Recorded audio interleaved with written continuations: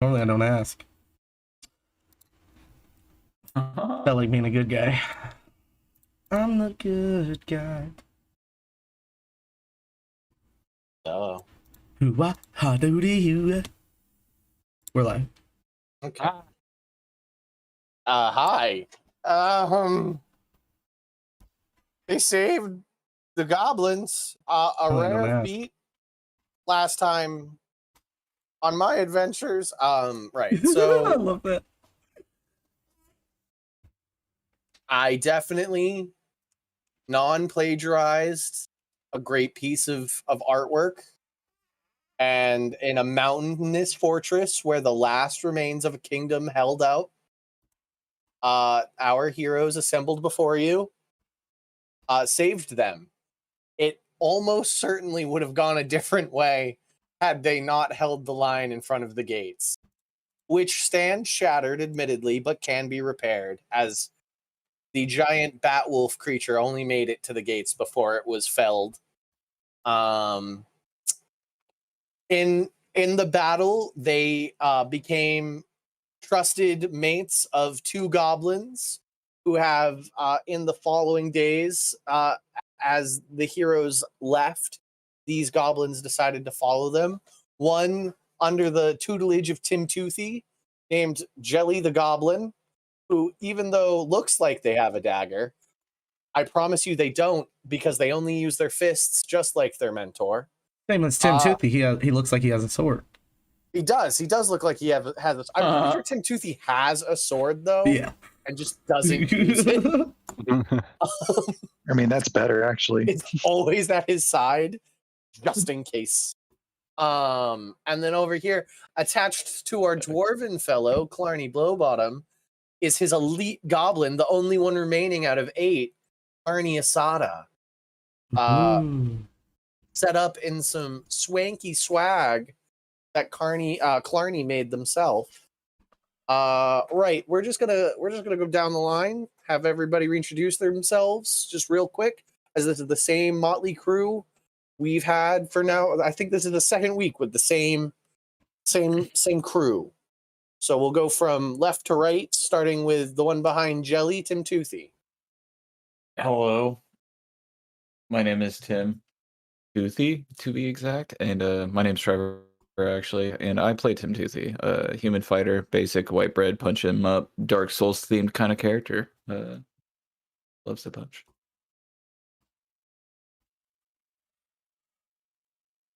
Next up down the line is Conversion. You're muted, Carl. Oh, yes. Yeah, I know. Sorry, I was just clearing my throat anyways. Yes, so I am Carl, and I'm playing my Drow Twilight Cleric Conversion. And they are happy to have survived the large ballista shot to the chest. You guys did manage to kill both the large Skeleborgs. Very impressive. Next up, Nats. Nats, that's me. I'm Nick. I'm playing Nats. He's a kobold Arcana cleric. And he's just not too smart all around, honestly. Next up, Narvos.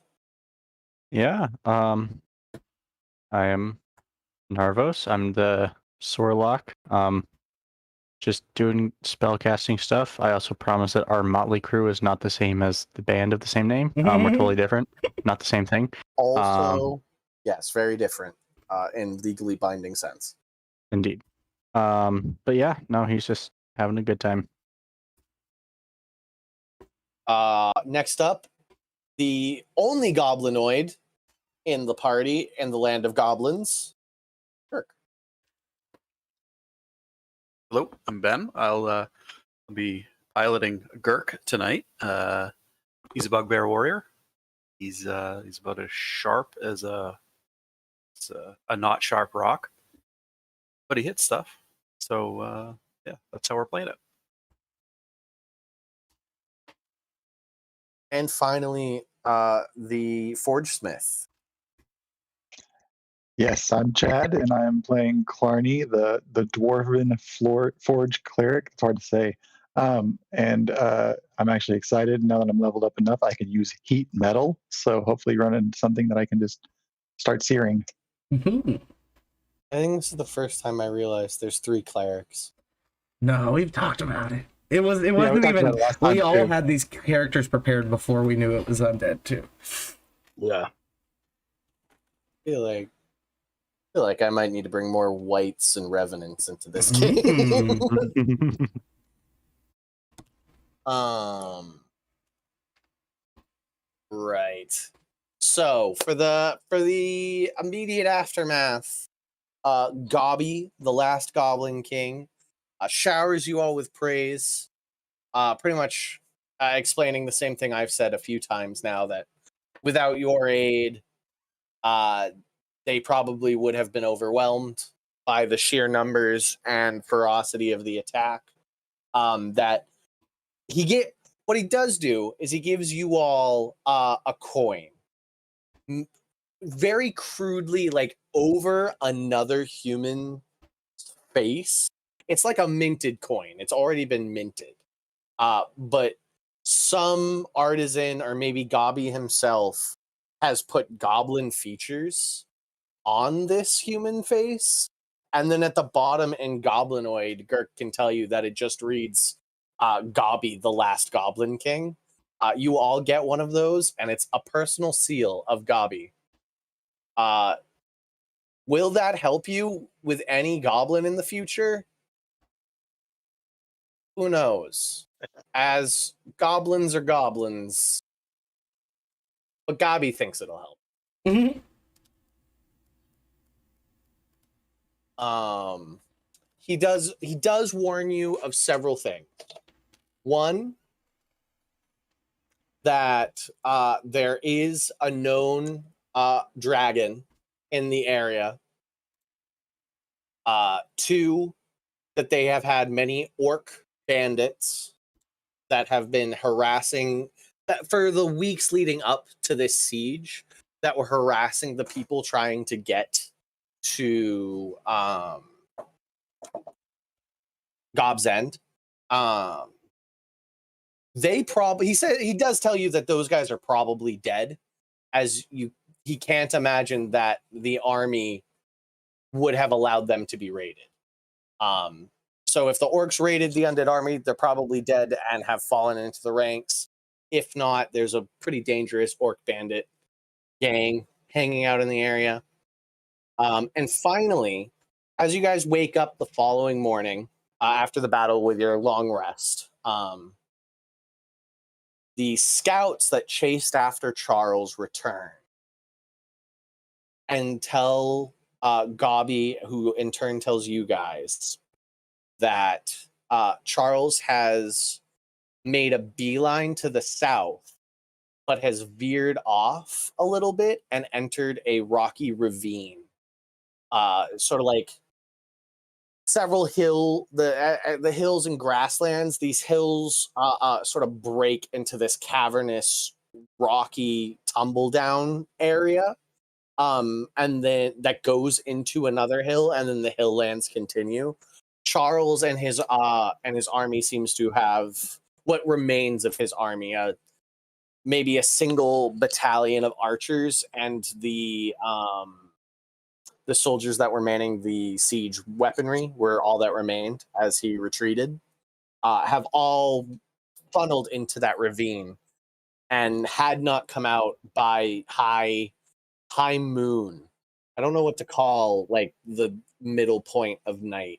I guess midnight, but sometimes it's not that.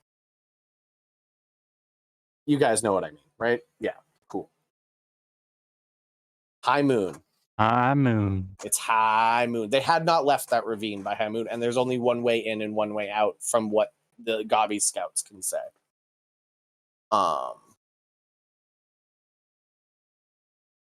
Yeah, that's all of the information that comes from Gobby, the last king of the goblins. For those of you who are clerics, pick your new spells. Nats, are you picking new spells, buddy? Yeah. I've pre-done that actually. Okay. Yeah. I have a create, destroy water, and command, and I don't know how they work. The rest of Wonderful. my spells, I know what's going on. So Cool. Okay. So from this report, where Charles is hiding is maybe half a day away. So you guys will make it there on this day.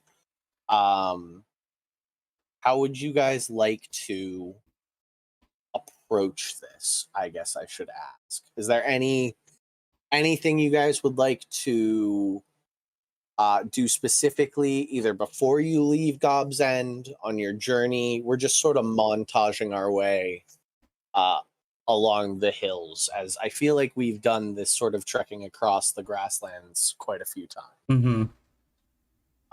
Any, just spit it out. What do we want to do? do you, Gabi, you got any like magic stuff that would help us along our path? Magic stuff. Gotcha. Any, like, on his spider, like the spider walks away into that like stone sort of center area. You guys wait for about 10, 15, 20 minutes. And then Gabi comes back, and sitting on his lap on top of the spider as the spider walks out, is a large for a goblin. It's probably the size of his chest, his torso, a chest. And he's like rifling through it, and he pulls out this golden orb. And like, the best way I can describe how this thing looks is the map from Treasure Planet. It's a golden sphere with several inlaid circles that, like, Gabi's thumbs and fingers just keep like pressing buttons, and it's like a part of it spins a little bit and locks back into place. And he goes, I got this. I don't know what it does, so here you go. And he literally just chucks it at you. Whoever wants to grab it, roll a dexterity saving throw. He just sort of like chucks it at your group. I reach out to grab it, but then just like fucking no death perception. You got a just, natural like, 20. feet away from it. Tim As long as Toothy, somebody's reaching for it. you go to reach for it, and with the dexterity only a kobold has at seeing treasure. Got it. Nats, what languages do you speak? Just common, draconic, and giant. Clarny, what's your passive perception? It'd be 10 plus your mod. It's 15. 15? Wonderful. You can see dwarven runes on that device that Nats now is sort of like just playing with in their hand.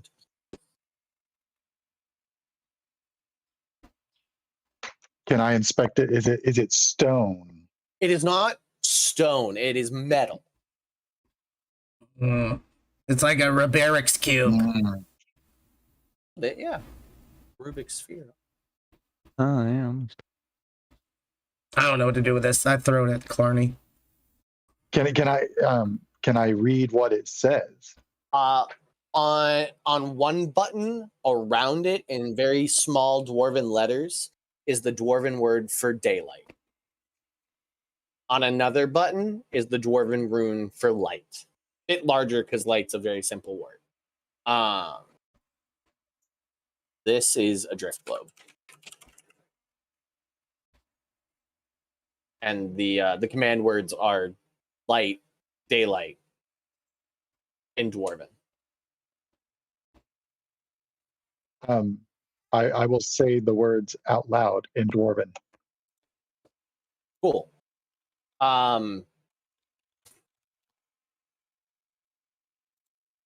One after another. So at first, just the ball lights up. And it's just this sort of like dull glow that's sort of nice, almost like a torchlight. And then as Clarny finishes the second word, it is like the sun is in his hands. And the two of you that have sunlight sensitivity are just like, no.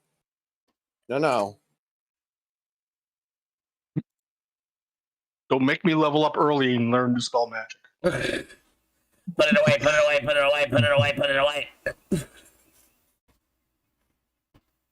I don't think they Okay, like it. can I say it again to turn it off? You attempt to say it again, and it does turn it off by saying the word a second time. Okay, we know what that does. Stan Almighty. But just for Clarny, who I guess is the now the owner of this, it's just called a drift globe. I guess it's in the deep. You should be able to find it. Well, that first thing will be good for Tim Timothy at least. Yes. Right. Okay, so anything you guys would like to do specifically on your trek? So Gob's End is in the like northeast corner of the Gobland. The where Charles has gone is essentially directly south of you and the southeast area of the Goblands.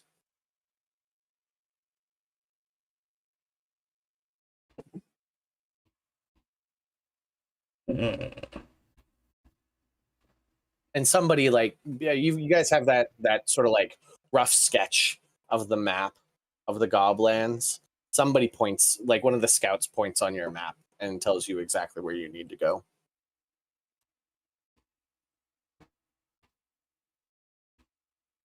Okay. You ready, boys?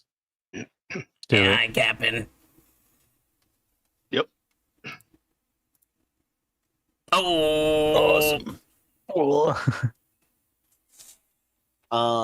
Right. So who wants to take the lead in?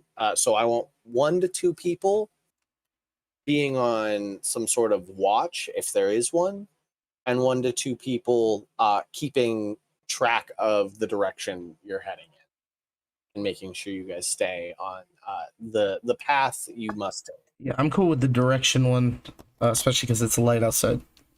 Mhm. Yeah, I'm cool with Yeah. watching out. Yeah, Okay. I'll stay watch too. Okay, so Clarny and Tim Toothy on watch, Nats and Who on direction. Or just I'll do it too, but Okay, convert you. I can do it. Cool. So everybody who said for direction, it's a survival check. Mm-hmm. For keeping an eye out, it's a perception check. I got a 12. 12. I got 15. 15 survival 19 perception. perception. And 15 perception. Got it. So for the ones keeping direction, it is pretty easy for a while because they did try and retreat with their siege weaponry. So it's pretty easy to follow these grooves. But about 2/3 of the way through the day, you come across abandoned 2 catapults and 2 ballista. The catapults have all of their ropes and wires cut. The ballista has the sort of I don't know what to call the bow. I guess it'd be just a giant bowstring has also been cut as to completely dismantle the weaponry from being used. Is there any missiles left over that could be used as javelins or something? There are they did not leave the javelins. Okay. But they did leave the skull rocks. They're about 2 times the size of Girk. Hey, let's take one of these. Come on, everybody work together. And heave.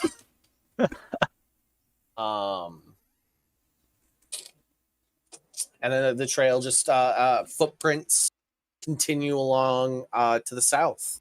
The hills have gotten a bit. The grasslands have lessened, and it has become much more of a hill land as you have traveled farther and farther south. The ocean kind of still remains to your east. If you look far enough, the horizon line is just this blue line. Right. For a perception check, you guys can tell that to the south where you're going, as the day has pushed on, and it gets to be a little past noon before you're certain of it. Somewhere in the direction you're heading, a singular dark cloud is starting to swirl. Hmm.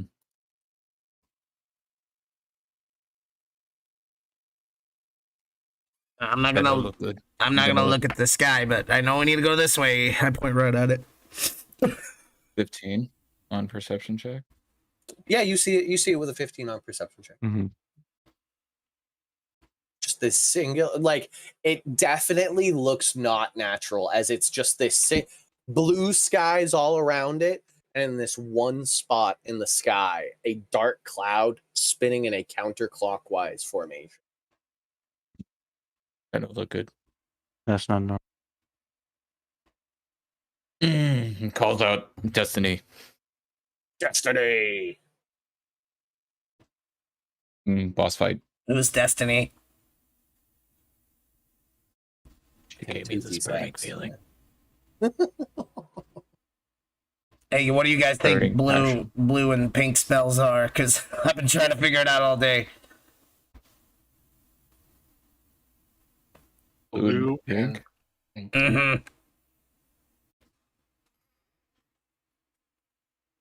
What colors are those? Yeah. Yeah, I don't know. No idea. All right.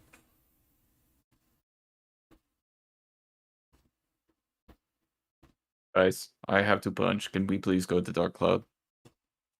Is that where we must go? Show me on map. Somebody point a direction. Where are we going?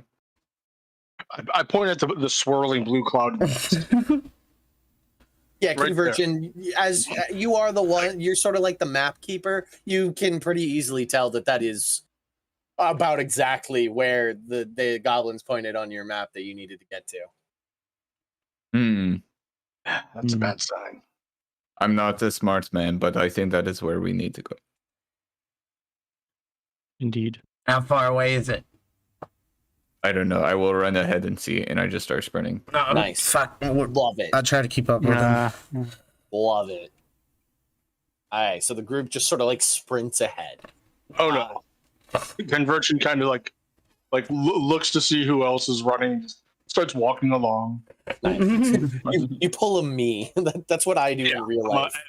I am not about to start sprinting because that's a bad idea. That's also very far. I'll find your corpses when I get there. I'll pick you back up. It's fine.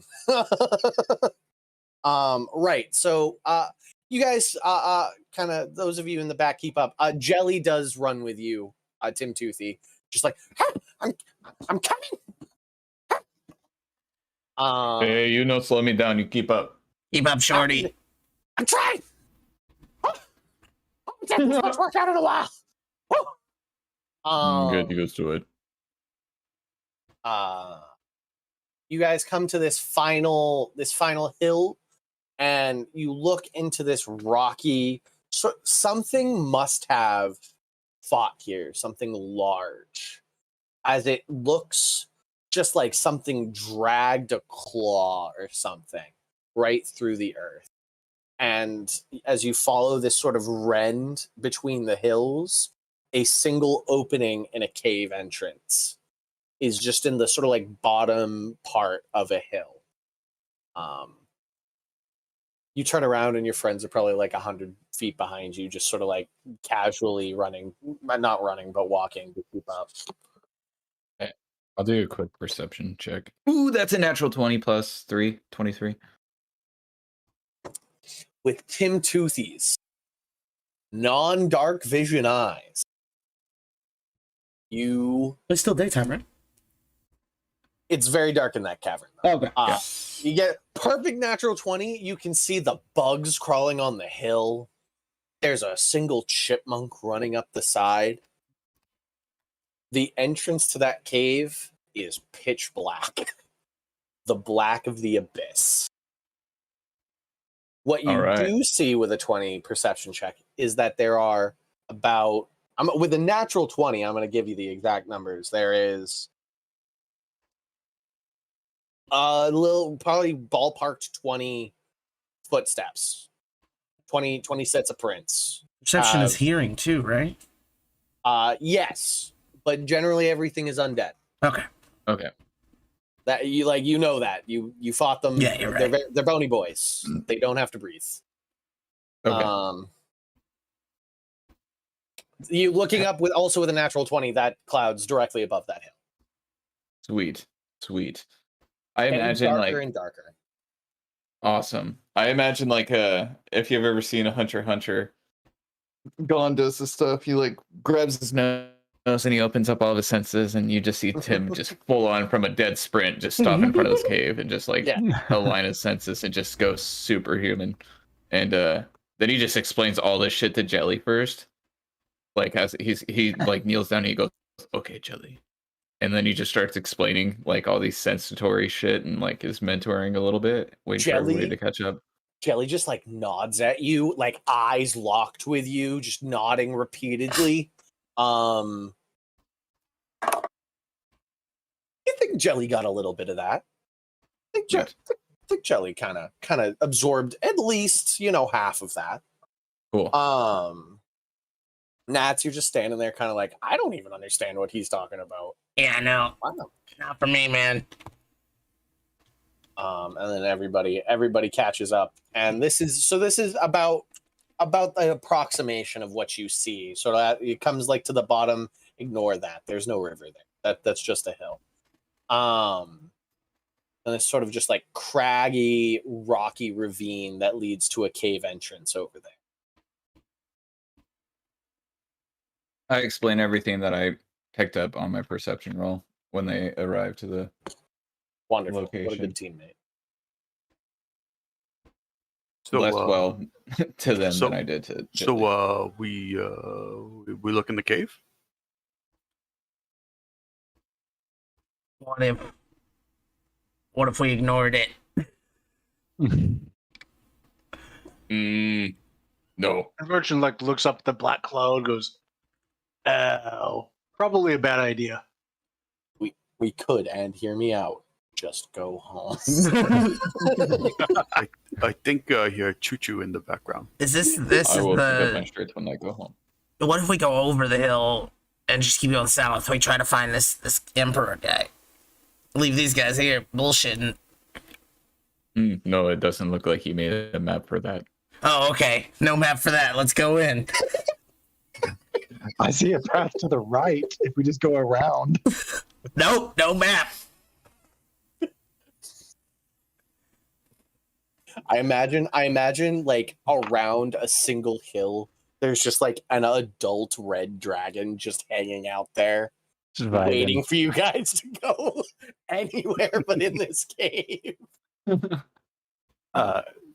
go down. Girk will look in the cave with his dark vision. Okay, so you look deeper into the cave. It is about 50 feet away to the cave entrance. Probably more like 70 at the elevation you're at. Go ahead and give me a perception check. It is completely dark in there, so it is not just black and whites. Not good at checks. All right. I see a cave. I have a total of a 5. 5. Yeah, what you do see in there, what I will give you with a 5 is it's definitely not just a cave. And by that I mean it does seem to have some sort of living abode. It's not just a sort of natural cave. There's something built within that entrance. Somebody lives here. Oh. Bless you. Knocking is a form of punching. I can do that. Bless you. Unfortunate for them that the undead have come. Nats is allergic to something in Yeah, this area. sorry. Yep. He has bad allergies this time of year. The pollen count. Here, Nat, here's tissue. Right. So I heard knocking's a form of punching. Yeah. So what's the moving order up here? Can we light torch, or do you think that'd be too much? Why I you? would like Tim Toothy to be in front of me, and I would follow him with my new drift globe, and I would like to just say light. Cool. So You can make it float Wow, too, bro. right? That's literally Yeah. some of the coolest What's the things. command to I've make it float? I believe it just does that, unless it says you need. It says speak another command to make it float as an action. It is dwarf for float. I say dwarf for float, so it stays within 50 feet of me. Dwarf Dwarf for for float. float. That is interesting magic words.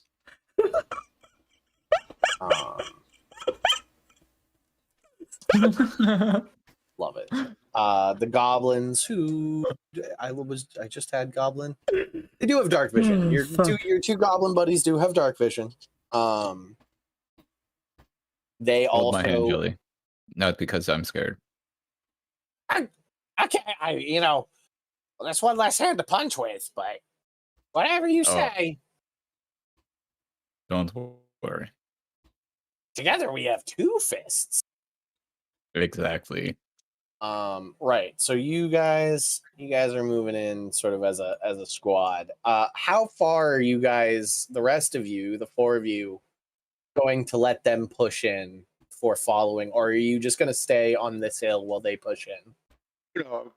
Personal will follow in probably 10 feet behind Clarny. Yeah, I'll be about Yeah. 5-10 feet behind. Behind them or behind Convergent? Behind them. So also, I will also take the rear. Ooh, Yeah. big. About 30 feet from Tim Toothy. So that looks about right. that looks about right to me too. And Gurk. Yeah, Tim's is nice too. You can jam Gurk anywhere you'd like. Ooh, into windows. He's a Putting Gurk- bugbear. He I'm might putting Gurk in front of the casters, but behind the vanguard. Okay. Cool. Right.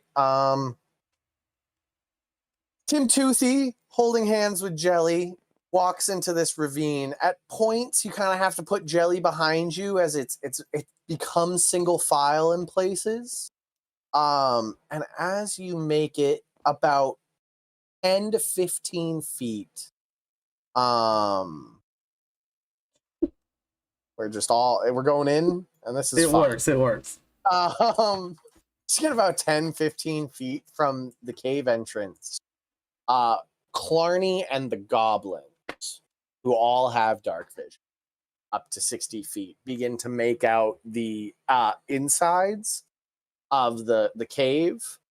And as you're just sort of like beginning to make perception checks, about half a dozen skeletons stand up from behind barrels and draw their bowstrings.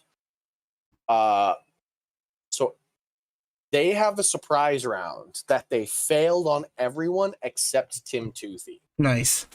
Okay. We love that. Right, everybody. Narvos, do you have dark vision? Yeah. Yes, I do. more. I am literally Starboy. only Tim Toothy. Everybody, unless you have the alert feat, Tim Toothy. Convergent also has dark vision, like I think it's 300 feet. Yeah. Yeah. They were well hidden. They were hiding. Oh, yeah. But so the moment they stood up, you all went, "Oh yeah, okay." Except for Archer. Tim Toothy, who still only sees darkness because the light spell only goes 30 feet. Right? yeah. It's just a torch. Yeah, just hits the entrance, and they're like, "Oh, we see that. Let's shoot now. Let's shoot now." So let's all roll initiative, and everyone but Tim Toothy gets a turn. Pretty. It's about that. Sorry, buddy. We all No, you're dodge. He good. just gets Boromired. Yeah. Yeah.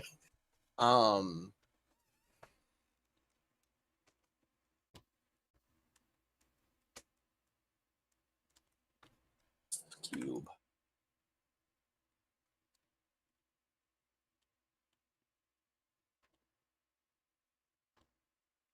Oh, look, Girk gets to just Change stand.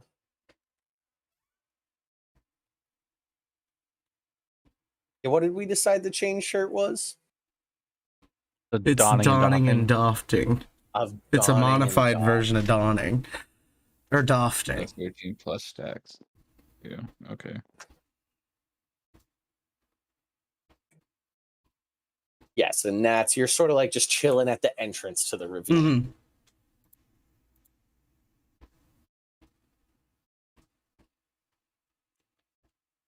Right. I'm just waiting on Conversion and Tim Toothy to give me some initiative Sorry. rolls. All good, all good. It's gonna be 16.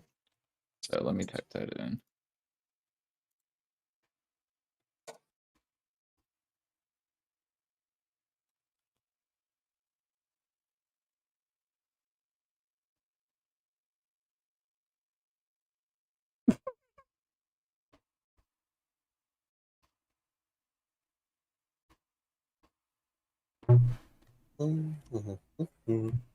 Right.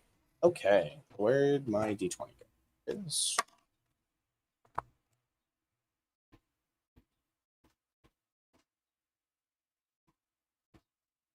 Cool. Captain America giving a little thumbs up as you say cool. Yeah. Cool. First up, Narvos. You see about a half a dozen archers just sort of stand up from behind barrels in the cave and begin to pull their bowstrings back. Oh boy. I'm gonna, yell everyone like down. Everyone like stereotypical like action movies like get down Nice.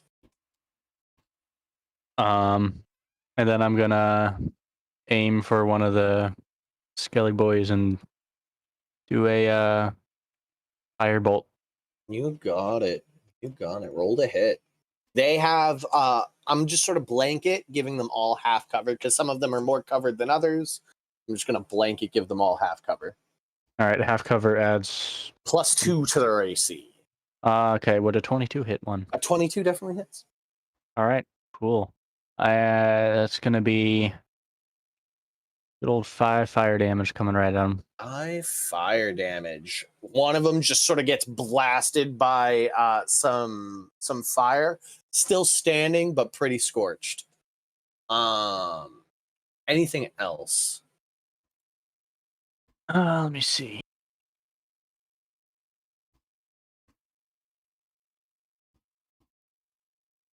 No, that'll Okay. do it. Next up, Conversion. All right. I'm gonna try to move up to 60-foot range. Not sure how far I'm out right now. 60 foot will put you in the cave wherever you want.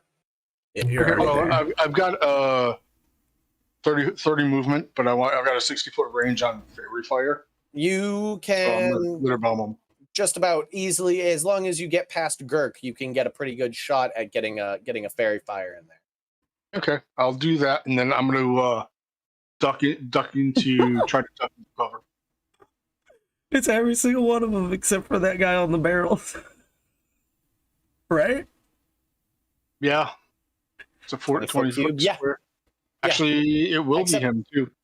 Except It's for this 20. guy who is Oh, over he was- here, but I knew you guys would tell me he's dead if I put him Oh, there. because he falls over, yeah. Because he keeps falling over, so he's actually like right here. But yeah, everybody else but the one who's hiding in a corner waiting for you. Yeah. That is 1, 2, 3, 4, 5, 6, 7, 8, 9 dex saves. Difficulty 13. On it. They gotta make 11s. That's 1 pass. That's 1 fail. That's 2 fails. That's 3 fails. That's 4 fails. That's a 2nd pass. That's a 5th fail. That's a 6th fail.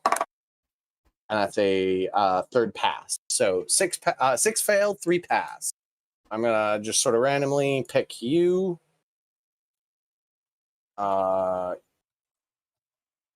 Mm, let's switch this up. Actually, make it you. Oh,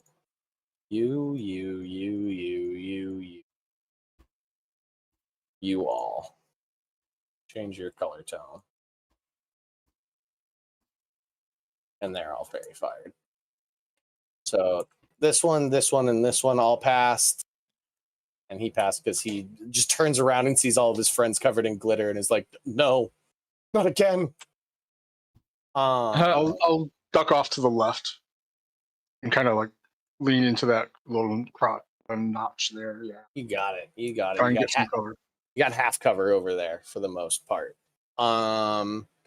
African version is Clarny and Carney Asada. Yeah, Carney. Okay. He's Carney and Let's see. Carney. I've got one more ice knife that I want to use on that ring Okay. of spell storing. Okay. So I'm going to cast that at, can I see the skeletons a little better? So these pink ones are the Correct. fairy fired Fairy ones. Can I hit that one that's like right there by the door? The one you The just archer. hovered over? Yeah. Yeah. 100%. He's easily within your line of sight. Okay, the DC on that spell is gonna be 14.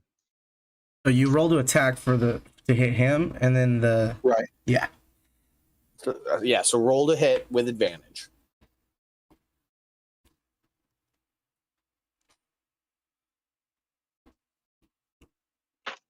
11. 11 misses. Did you take advantage? Yeah.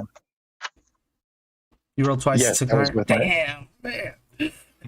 So the dagger still explodes directly behind him. So they're all still going. Everyone in a 5-foot radius from that door is actually still going to take Nice. damage. Which are these 3 guys. So what is the DC? It was 14. But what is it? Dex. Cool. I know it's a cold spell, so I wasn't sure if it was Constitution. Natural 20 on that guy. So he saves. A natural 14 on the next guy. So he saves. And then a 7. So that last guy doesn't. Let's go ahead and deal the damage.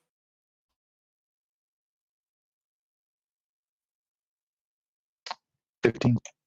15 detonates this guy. Just in a shower of ice, these two manage to get away from it. Actually, blows that door open. And you can see on the other side of the door is another skeleton who is just sort of turning around as the door explodes behind him. Guys, what's going on out there? And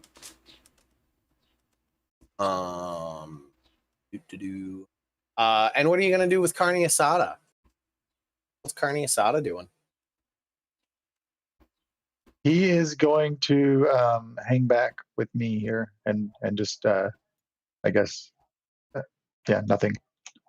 That's sword on shield and just sort of like becomes a bodyguard in front of you. Just elite goblin warrior stuff. After Clarny comes the archers, who are 3 of them are going to take a shot at at Tim Toothy at advantage.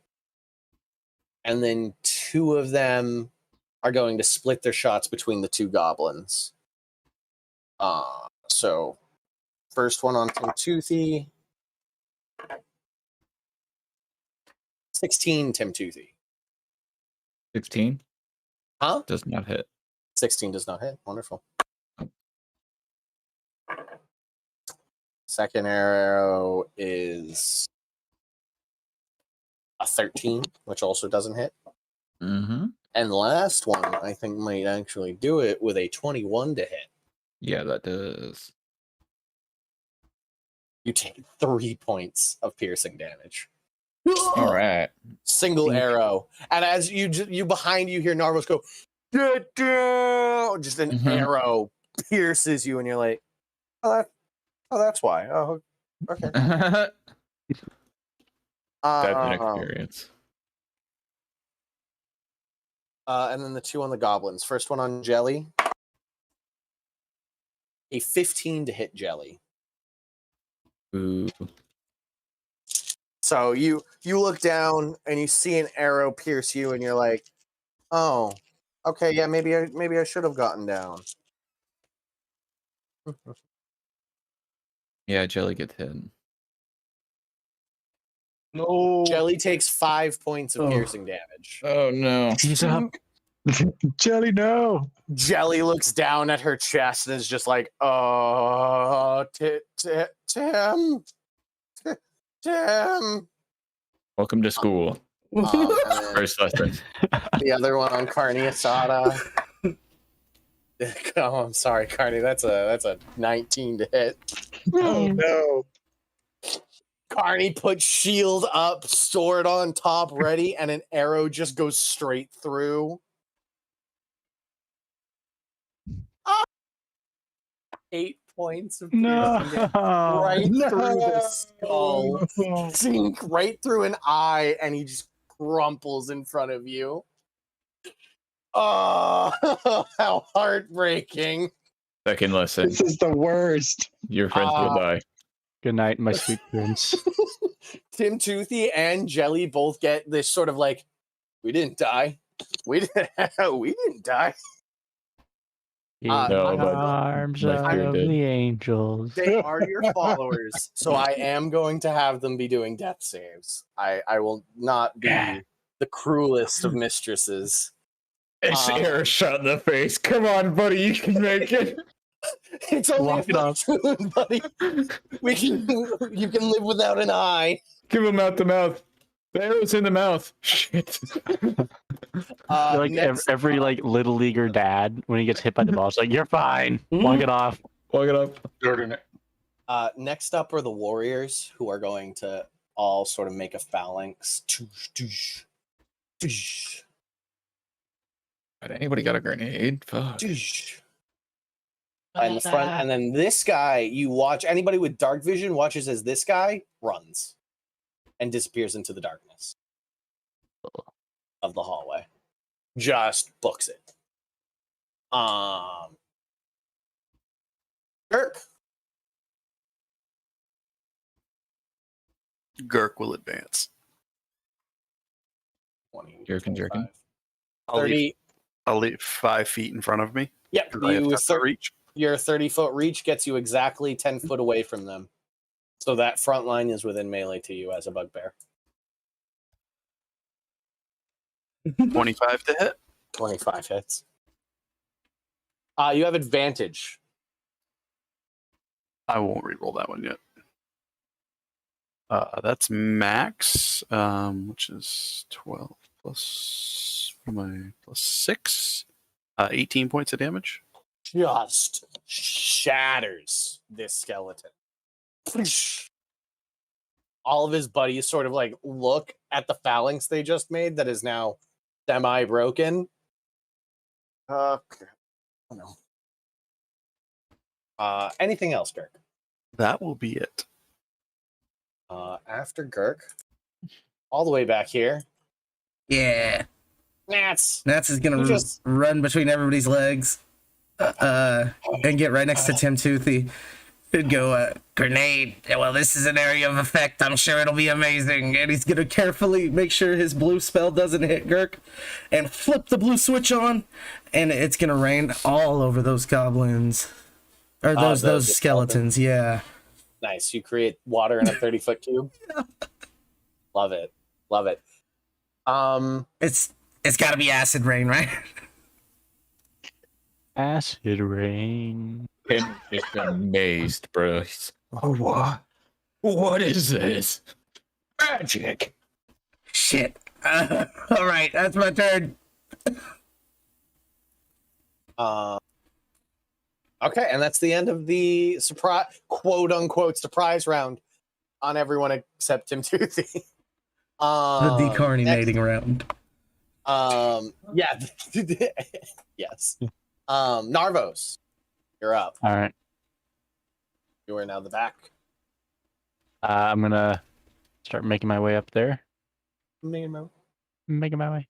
Out there, and I'm gonna go for. Oop. Yeah, I rip over one of the corpses and just. Mhm.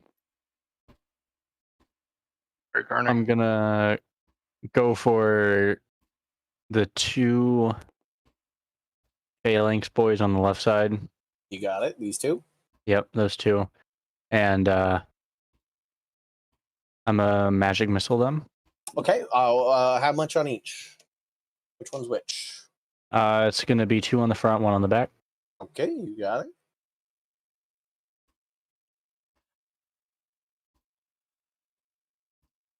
First one is a 5. Second one's also a 5. And then the third one. All right, so I will put one of the 5s and then the 3 onto the front, and then the other 5 onto the back one. All right, and this guy had already taken damage, so he is destroyed. Both of your magic missiles just sort of poof, poof, poof, and like separate their spines from their from the rest of their body, and they all just crumple into piles of bones, leaving just a single warrior. It can no longer be called a phalanx. It's just one guy. Nice. Very concerned. You also notice that they have javelins in their hand. They're fighting with spears. Say something quippy, Starboy. Yeah, got him. Conversion just on hangs his head and shakes his head. I'll work on it. You got to I'll work on that. You got to I work know. on It's your go conversion. that. I'm gonna look at the like kind of like through the crowd, and I'll go ahead and cast Sacred Flame on the last warrior up front. You got it. He's gonna make a next save. They rolled a natural 17. He makes it. Did it? Yep. It's got Boom. fancy feet. Any movement conversion. Yeah, I'll kind of like move up to alongside Nervos on the right. You want to be over here? Yeah. Okay. After conversion comes Clarny. We're just kind of like moving the pieces forward. Everybody's turn comes up, and they're now the back of the line. Mm-hmm. Clarny, what you up to? You have a bleeding out goblin in front of you with an arrow in the face. Oh, you should make a Zeth Well, save, right? what I do? That's after. Okay. Okay. Let's see. Simultaneously. Can I get up close up there? Can I like?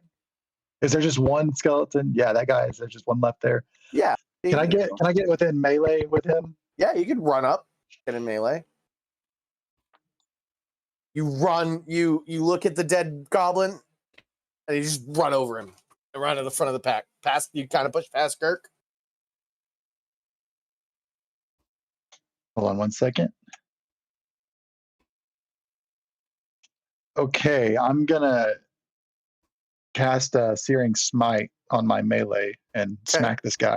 All right, bonus action, Searing Smite, and then you run up and roll to hit. That is one of the non-fairy fired guys, so you don't have advantage. Yeah, I know. I rolled a 19 plus. For skeletons. That's gonna be 20. 20 points of damage or 20 to hit? 20 to hit. 20 it definitely hits. Roll your damage. Roll damage. That's gonna be 17. For Tim Toothy, the inside of that room is illuminated for just the briefest of moments, and you can see the like chittering figures of the skeleton archers that remain inside as this one warrior is just detonated by this inferno. Wow. Very dead. Amazing. I see. They're very dead. This goblin here is only partially dead. Yeah, go ahead and roll Carney a death save. What do I roll for that? A Right, D20. D20. Straight D20. I rolled a 19. 19. Nice. That's a single success for Carney. So close to just getting him back up. Next up are the archers. There are 5 of them left. They're all going to shoot at Carney. Or not Carney, Clarney. As you are Yay! very much just standing. They were all going to shoot Girk, and you pushed past Girk and detonated their last warrior. A 16 to hit Clarney. No, I am 18. Okay, so 2 misses, 3 misses, 4 misses. Oh, 1 more. 1 hit. With a 22. Mail slot. What's that? You take 4 points of piercing damage. Oh boy. I was gonna say it'd have been great if you rolled a Just the nat flesh 20 wound. on the getting up, and then they shot Carney. He's like, "I'm up, guys!" Dies again. Tim Toothy, you're up, and so is Jelly. Second lesson, Jelly. Take care of friends when they try to die. Go check up on Asada. I'm going to punch. You watch from that one. Okay. I'm gonna. Before you go, Jelly will do as you've told and go over and make a medicine check. I rolled a 10. I think that's the Well, DC, right? Well, yeah, By that's a book? Nah, I'm unclear, and it's a goblin. It's a goblin. They're not super. So I'm going to complicated say that creatures. that's 1 success. Okay. Sweet. I'm going to say Yes. so. You can, Clarney, you can mark that Carney has a second successful death saving throw. I just felt Okay. like if a goblin knows goblin anatomy best. Maybe. Goblins surprisingly don't seem to tend their fallen very much. You got a good point. Eating them. What are you up to, Tim Toothy? I'm gonna run up and punch. 5, 6, and you can get into melee with that guy in the doorway. And you have All right. advantage. And you Oh, I have do? advantage. Yeah, there's 2 guys in there left without advantage. Okay, well, that's a 6 plus. Not a whole lot. 6 with it- plus 5. With Yeah. advantage? Yeah. Oh, buddy. 6 plus 5. 11. 11 doesn't do it, buddy. 11 It's doesn't kind of do it. dark.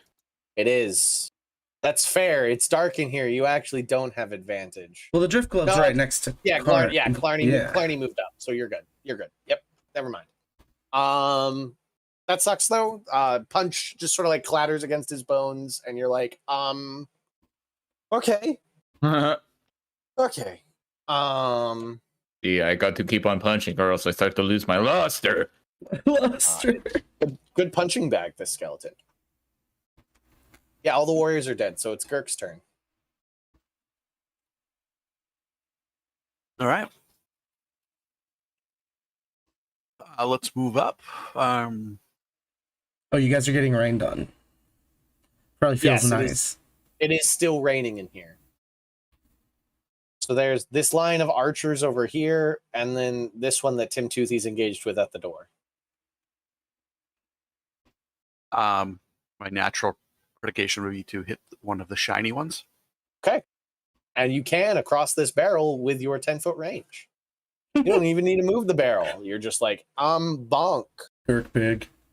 With advantage, that's 19 on the die, so another 25 to hit. Aren't you a fighter with a little bit of fighter in your fighter? Mhm. So doesn't a 19, natural 19? Oh, that's a crit. Oh, I would have crit the other one too. All right, yeah, that's a crit. So we'll double that, and strength alone is 12 points damage. You don't double the modifier. Oh, okay, no double on the You just double the dice. 11 and so 17. 17. Well, you Still also half. don't include your proficiency bonus in your modifier. Oh, on so damage. just plus 4. So for oh god, what minus 2 more? 15 points of damage. Still quite a absolutely bit. shatters. Yeah. Still absolutely shatters the skeleton. Anything else? Oh, that's right. Proficiency just a hit. Yep. No, that's enough for one round. Hey, Nats. It stops raining in there. All right. I'll go green dot the goblin. Spare the dying. I just whack him on the head with my battery. Bonk. It pushes. It snaps the arrow, and now there's just like a broken arrow shaft, and I'm renaming Carney Asada to Carney Arrow Eye. Party arrow eye. Love that. Nice. Arrow Eye. As that is now a permanent fixture and probably shouldn't be removed. And I tell Um, that goblin, you guys just hang back and just follow from behind. Don't get hit. And I move up, and that's my turn. Probably behind Tim Toothy. All the way up there? You want to go all the way up there? Yeah, because I think we're moving in the next room soon, so I can take up the spot of somebody else, I think. Next up, Narvos. All right, I'm gonna Goblins. move up.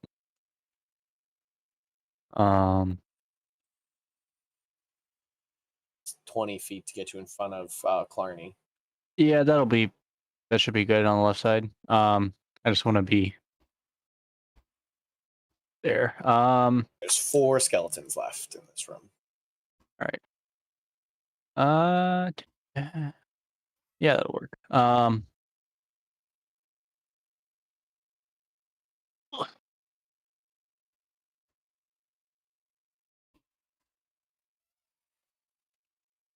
I'm gonna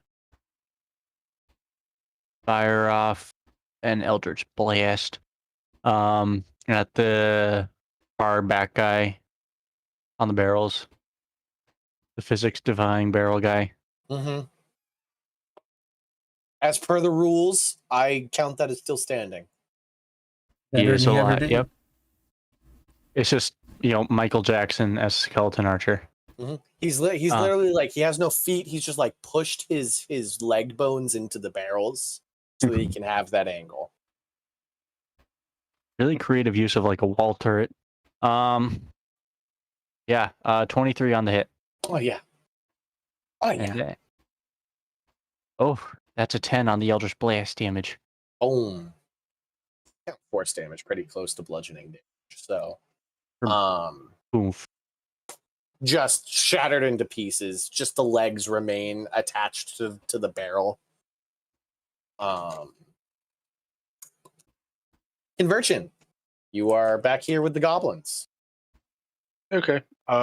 Seeing that the goblin that's down is stabilized, I'll go ahead and move up past Clarny and step to the right, and go ahead and Sacred Flame the guy behind the barrel to the right, the one that's not is not glittered. I rolled an 8. Okay, so he takes 8 radiant damage, which Yes. wow, 3. 3. A little bit of radiant scorch marks, but he remains standing. Okay. Actually, can I take a step forward to the barrel? I could fit in that spot there. You definitely can. I just gotta. Okay. You can fit as the character. Your little mini. Things can be moved around. Barrels. Fun facts. They can be moved. Oh gosh. It's They're a not- barrel beneath They're the not barrel. real. They're That's a not magic real. barrel. They're not real, and they're not stuck. Whoa. Those ones in the corner are filling with water, though. Yeah. Over here, there's like a little bit of rainwater collected in these bowls. American government's gonna get that. Yeah. Can't do that. That's against the law. Clarny, you're up. Mhm. There are three archers left who look. I mean, if skeletons could look scared, they're kind of as you can see, they're sort of like shaking. They're always quivering. They're all like, "Ooh, Okay, I'm gonna walk up to the help the me, one in the middle. help me!" Yeah, he's shaking. He's shaking in his boots. And on the barrel, that's a good Clarny. spot there. And then I'm going to. Can I cast Searing Smite every time? I mean, as Until many you as run long out as of you have spell spell slots. slots. Yeah. But we're at the entrance of a dungeon. Yeah, I will be a kind man and also double down on that. Of like, you're in the first room of what could be a many roomed dungeon. Yeah, I'm just gonna smack him without just Okay. hit him with my warhammer. Schmick. Okay, And he is glittered. And I rolled an 18 to hit. which is you roll with advantage. Oh no, Roll sorry. for the crit. Roll for that quick.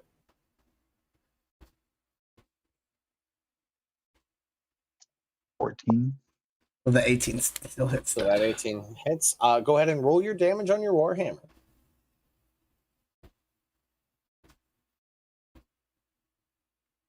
That is 11. 11.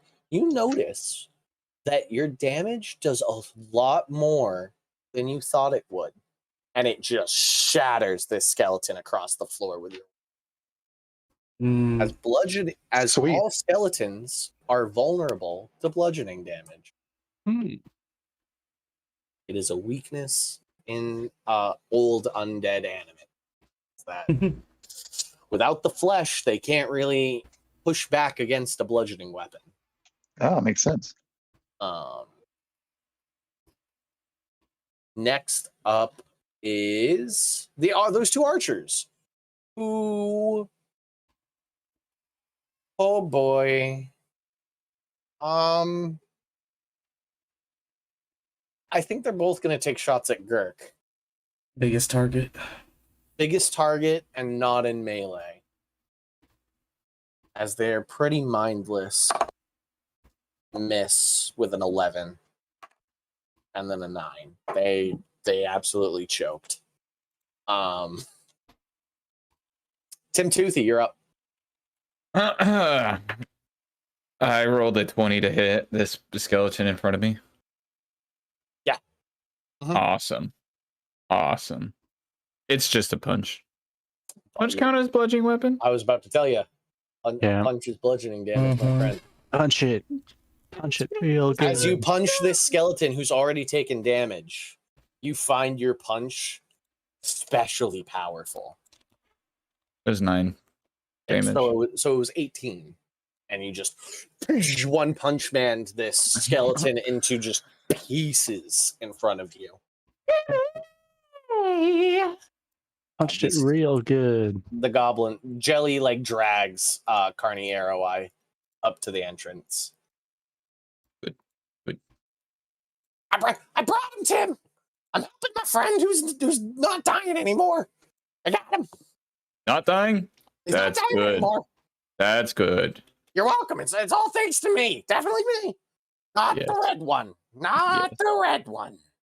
You get a good head pat and I won't punch you really hard Oh, today. it- Yes. Kirk, there's one skeleton left. There's one skeleton quivering in this corner over here. Can I? Let them He's- shake. He is shaking. Can I get into melee with him? With your 10-foot range, fun facts Yeah, I got already it. are. Rolling. 22 to hit. Yeah, that gets him. Just put the barrel on him. 15 points of damage. I flip this. 15 definitely kills him. I'm just now curious if I can. No. Aw. The barrel and the archer gets deleted for this. Crimes. Hey, Sean. Mhm. I was looking into some rules because you brought up that ranged attack thing, right? Mhm. Ranged attack in close combat. Aiming a ranged attack is more difficult when a foe is next to you. When making a ranged attack with a weapon, a spell, or some other means, you have a disadvantage on the attack roll if you are within 5 feet of a hostile creature who can see you and isn't incapacitated. It's So not you have even the person you're disadvantage anyway. attacking. I've never done that right. Ever. I think I've been told that once and been like, I don't care. Yeah, And it's moved kind of right fucked, along. isn't it? It makes total sense though. Yeah, I it get makes it. 100% It's like a sense. distraction thing, kind of. But man, Anyways, that's that. There's a shattered doorway in front of you. Why don't we? Yeah, we'll take a break right there. I think that's a good spot. right. Oda. BRB.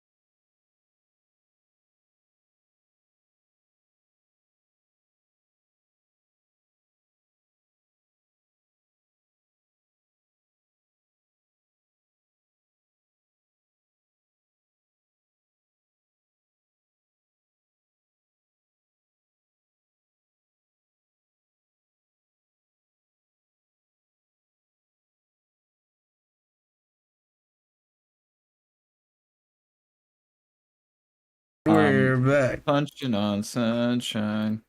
Oh, oh, it feels I good. can't stand that song. All right, so there's a doorway. It's broken. It's shattered.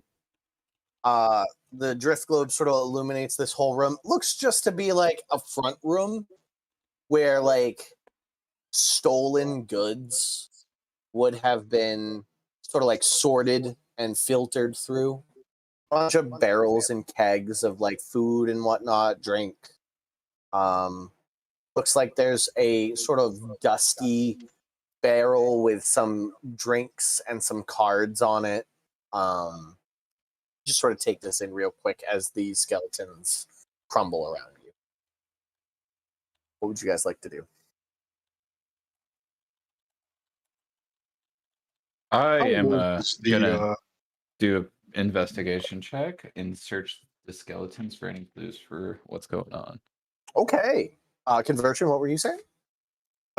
You said that that barrel that's still sitting there with the bottles in it, I assume is the one that has like, Yeah. you said Mhm. it was covered in that stuff was covered in dust. Mhm. I'll take a look at that, see if I can get a sense of how old this has been sitting here. Okay. Go ahead. So I think that's an investigation check actually for both of you. So one's Can for I the just give him skeletons at large. advantage? No, because you're looking at two different things. Okay. I rolled 15. 15. Okay, and conversion. I got a 10. 10. So for Tim Toothy looking around at the skeletons, nothing more than the little you got from the battle at Gob's End, that these are very old undead in imperial regalia, like very decent but tad. You can tell it's old, and like you wouldn't want to put this on as it would probably just rot away on you. But at one point, this would have been very well maintained imperial armor. All right. Well-made bows, not necessarily of elven make, and definitely super old. But well-made bows. The arrows, black shafted arrows with the fletching, the feathers look to be from carrion birds. Oh, really? And then the shields and javelins of the warriors kind of also tell the same story of super old, like the metal on it looks slightly oxidized. The wood looks old and splintered a little bit. These undead soldiers have been soldiering for a long time. For conversions 10, within the past week, it's not a thick pile of dust, but the undead didn't play cards or drink booze. But it isn't the thickest of dust coverings. And nobody like pushed into like Girk swung his weapon over the barrel and so never knocked it over. Okay.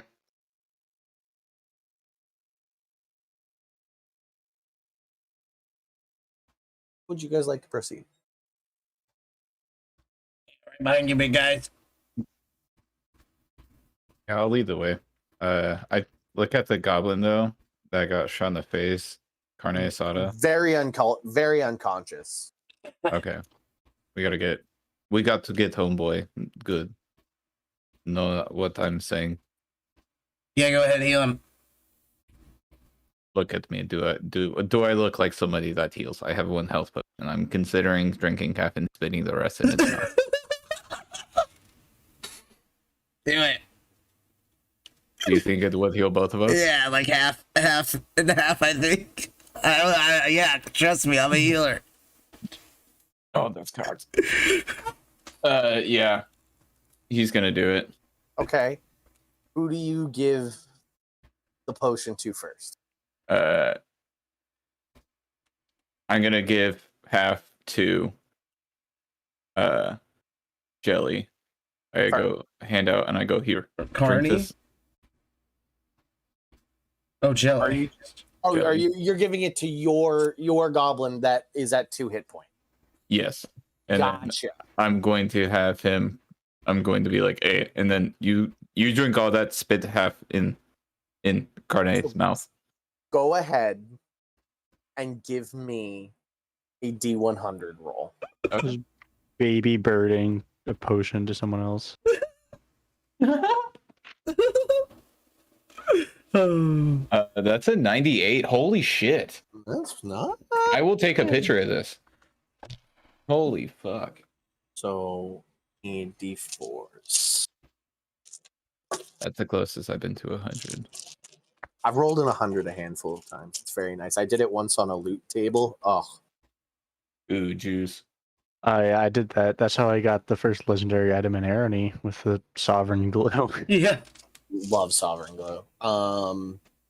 Jelly gains 3 health, and Carney gains 4. Nice. I told you it would work. Sweet. You guys good? We good? Yeah, we're good. Thanks, You- thank you. Tell him to stay behind me. Can I get the head pat now? No, you died. Oh wait, yes. Never mind. You didn't die. Sorry, Jelly. You voices just get confusing.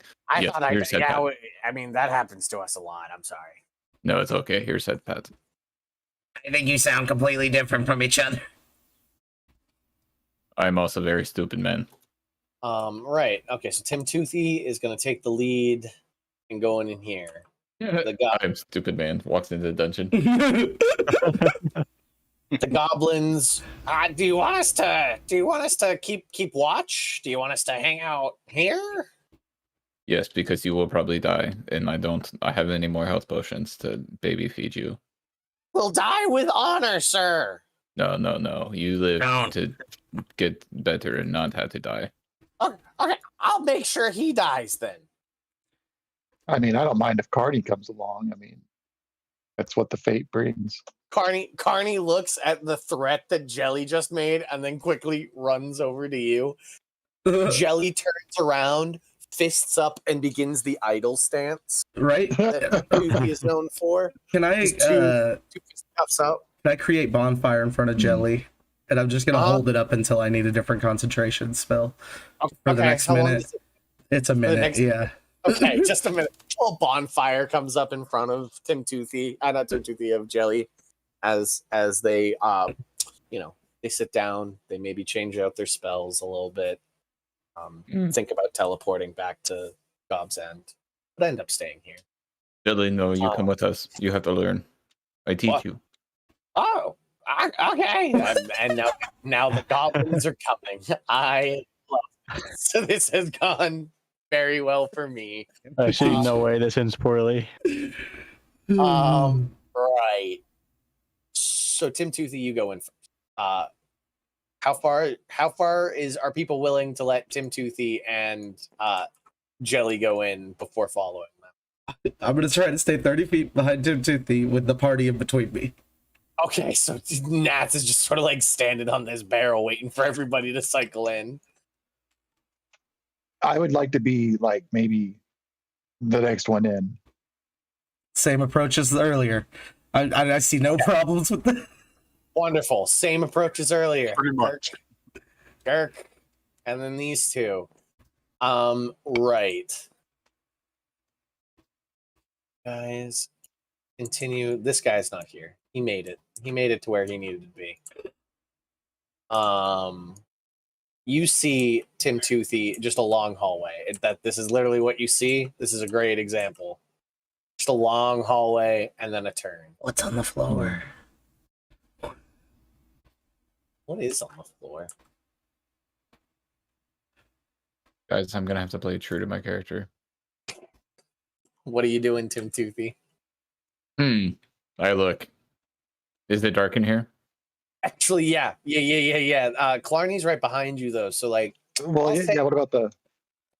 I'll say the drift glow probably goes halfway down the hallway.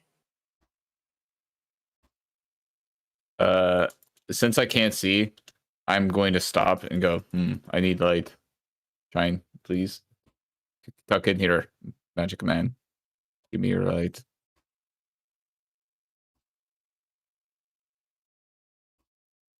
Can I like command the ball, the orb, to like maybe go? Because I mean, it stays within 60 feet of me, no matter I what. mean, you can give it. Well, you can give it. What spell is it? Move more than 60 feet from the hovering globe. It Mhm. follows you. So Yeah, no, it follows.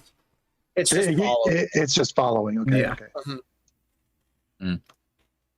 Somebody with You, I mean, I dark can eyes. get in front with my dark vision. So. actually, the way it's worded, it's actually 60 feet behind you, so it needs to be like in your hand, right? Here's the thing, guys. I cannot see forward, then I cannot walk, because if I step on plate that sends a spike in my ass, then I will have super bad time of I mean, dealing with it. I can see. Yes, but can you look for traps? I've never tried before. Then you should probably not do it. Oh, okay. Lesson 4. Don't be stupid. You guys gonna go or? I mean, guys, honestly, I'll take one step and then do checks. Why don't for you let traps. Gurk go ahead of you? I rolled an investigation check. Okay, you're making an investigation check on the hallway for traps. Yeah, You got it.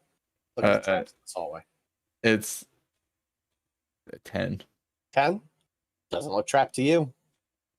Okay, guys, I'm confident that we're good, so I'm gonna do my thing. And then I'm just gonna start running. I knew what you meant. You come to the end of this hallway, you like round the corner with jelly hot on your heels, and you see a door. There's definitely nothing in there. Don't worry about. There's a Behind the door door. here, There's a fuse on the floor. guys. There's Then I continue on then. Light the Yeah. fuse. Yeah, you guys all just run down. There is actually no trap set off as anybody runs down.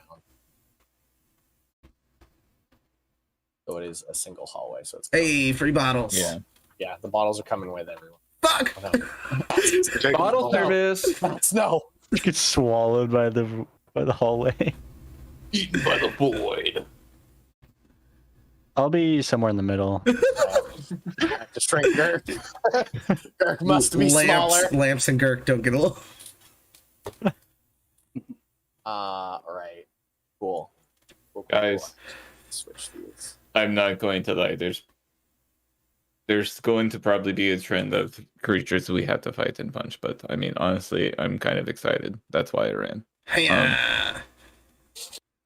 So, Jelly, don't be weak. Take an arrow or two. Don't die. And honestly, guys, let's just go in there and try and have fun.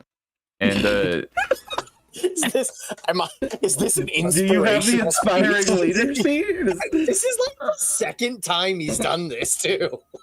You're about to be level 4. It might be a choice.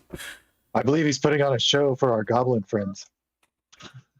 no, maybe. He's Jelly always goes like forward. Jelly runs forward and pushes the door open. this. Oh shit. That's my boy. The girl. Gender fluid goblin. That's Inside, you can see this Tim Toothy because a eerie green glow emanates from this room, as in the center this dark cloud rolls around this bony necromancer, this green light emanating from their staff as they chant dead words that you don't understand. Is it Charles? What do you do? It is specifically not Charles, actually. Okay. Hello. I presume guy running the place. My name is Tim. And oh, sorry, we're in the hallway. Do you mind if we come in? At that point, two archers fire on. I'm gonna roll to see if Jelly gets out of the way, or if Jelly also starts introducing themselves. Jelly gets out of the way, so it's 2 arrows at you, Tim Toothy, as you walk forward. Jelly backs against the wall. Yeah, Jelly, trying to give you the stage and lets you introduce yourself back, pins themselves against the wall, and you come in and you start to introduce yourself, and then 2 arrows are fired. Go, he's gonna die. Go, go, go, go. Miss. Nice. 19 to hit. Yes, that's it. Fucking king of initiative today, So- dude. 1 arrow slams into the door, and the other one hits you for 5 points of piercing damage. Well, my name is Tim, like I was saying, and we are here. Do you mind if I actually come in? That kind of sucked. And then I guess it's gonna be Yeah. initiative, Yeah, boys. we're rolling initiative.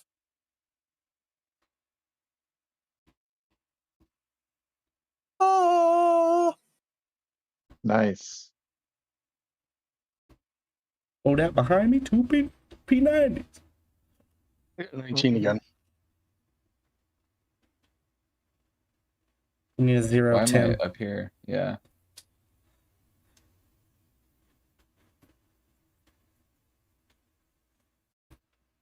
Ben, quit rolling like a paladin. I'm +1. Oh, Oh, damn. You gotta go last.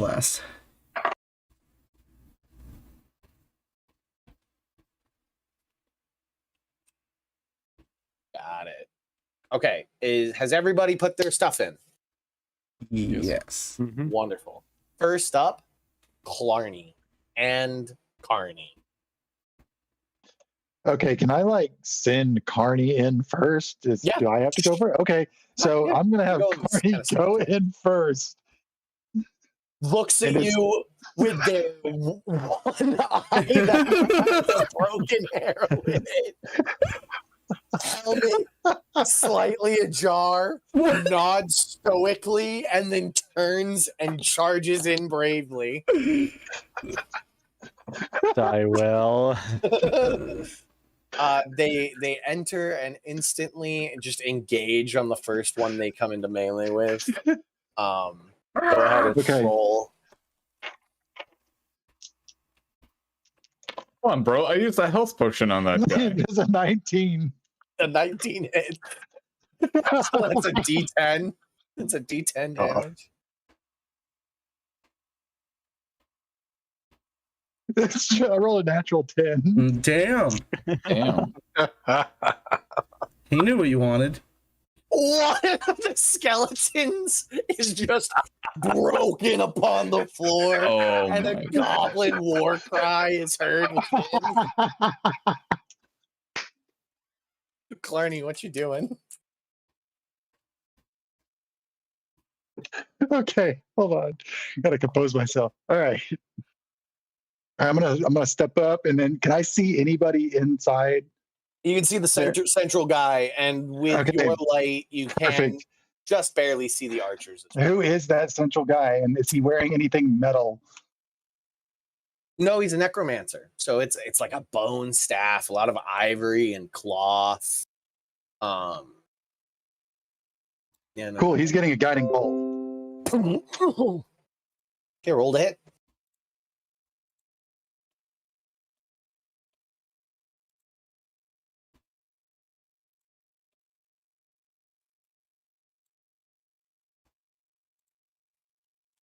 And that was a natural 20.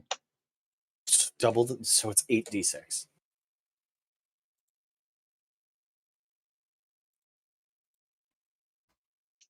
Eight D6. What does that mean? Like, do I roll 8 times? Roll 8d6, yeah. Yes. Or you can roll 4 and double it. It's up to you.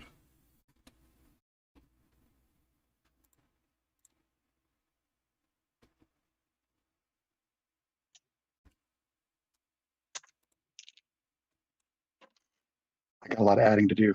Okay. I add all of them together because that's like a lot. That's like 27. Yeah, that's what happens when you crit on a attack roll spell. Okay, well that's 27. So 27 points of radiant damage. He is alive. Let's see if he stops channeling. Yes, as he fails his con save. the sort of dark magic weave that's being chanted out around him ceases completely, and he's just scorched and blackened in the center, and his bony eyes look directly at you, Clarny. Sweet. Anything else? Oh, he's also wreathed in this magical glow that gives the next person an advantage. No, I'm good. I'm done Okay. there. Convergent. I will step past Girk and channel divinity. Okay, so you're making the bubble. 30-foot bubble. Anybody within 30 feet of me, when you end your turn, you can either get 1d6 temporary hit points or end the effect, causing it to be charmed or frightened. Nice. Sweet.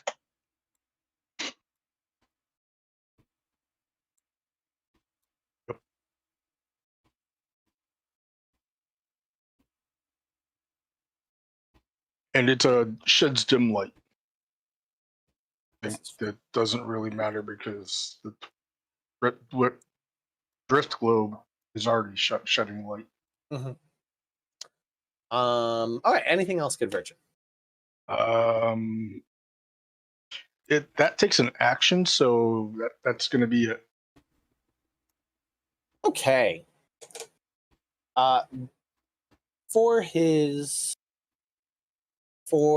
It is now the Necromancer's turn.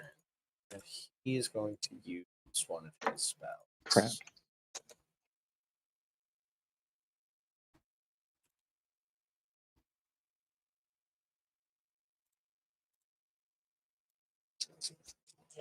He's going to begin running over to break line of sight, and as he goes, he's going to turn and point his finger at you using the staff hand, and a little green beam is going to shoot at you. Yeah, that'll hit you with a 23. Can I get a Constitution saving throw from you?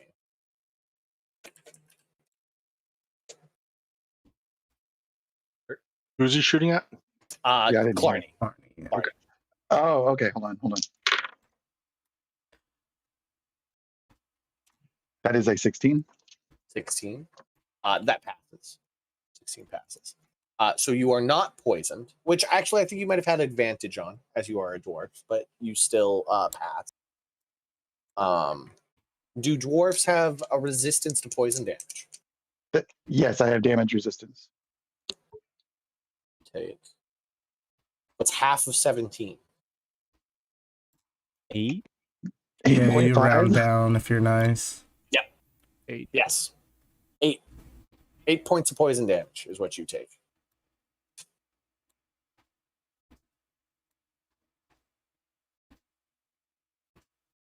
Okay. As just this sickening ray hits you. You feel like you want to puke.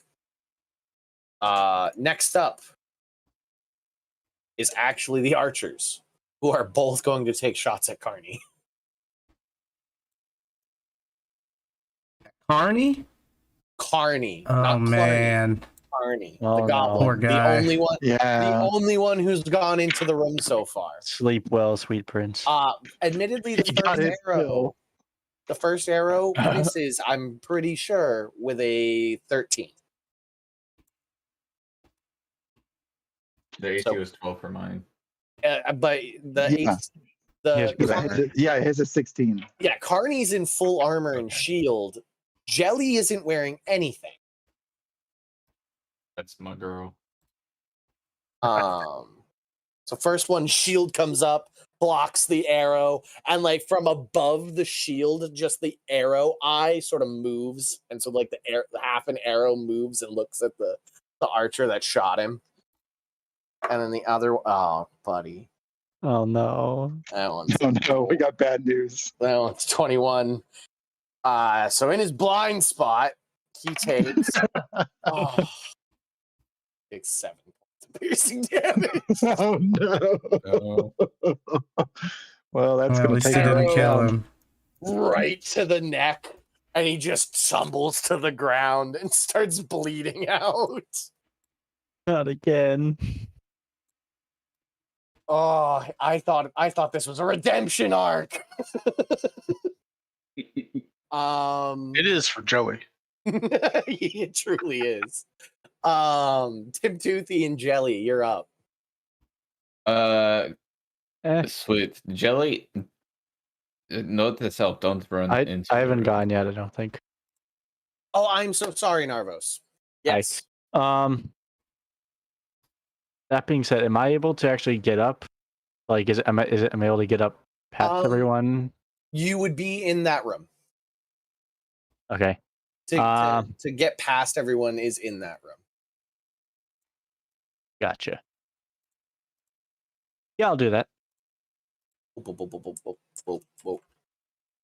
You run out, and next to you is a bleeding out, an arrow stuck in their neck, Carney Asada. Oh no. All right, so I'm gonna. I'm sorry. Huh? Real quick, as you were the first actual player to get in here, each bed has a dead goblin in it. Interesting. No. Is Necro Boy still doing a thing, or is he? He ran into this corner. Okay. He's Cool. just over here now. I am going to first up. Let me see.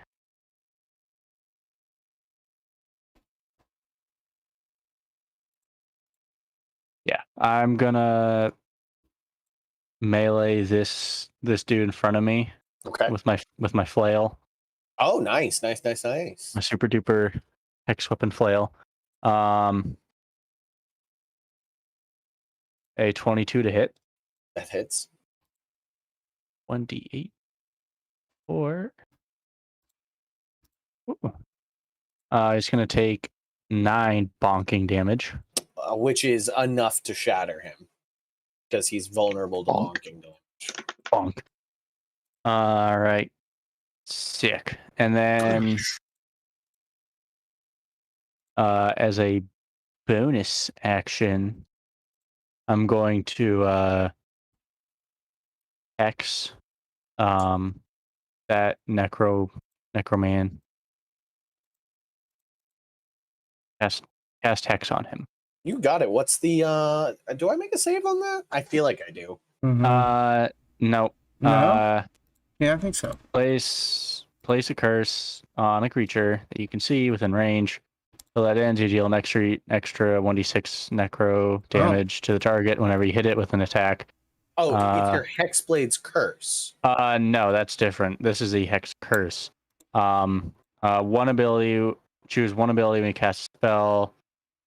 Disadvantage on ability checks with the chosen ability. Yeah, it's regular hex. I guess there's no save. Yeah. Hex. This curse? Fun. Yeah. So he's hexed, and see. I think he will have a trying to think, what would he find useful? I'll give him disadvantage on con checks. On checks aren't a thing. On checks. Ability checks with the chosen ability. Yeah, there's no ability under con. Right. You know what I mean? Yeah. No, I see that now.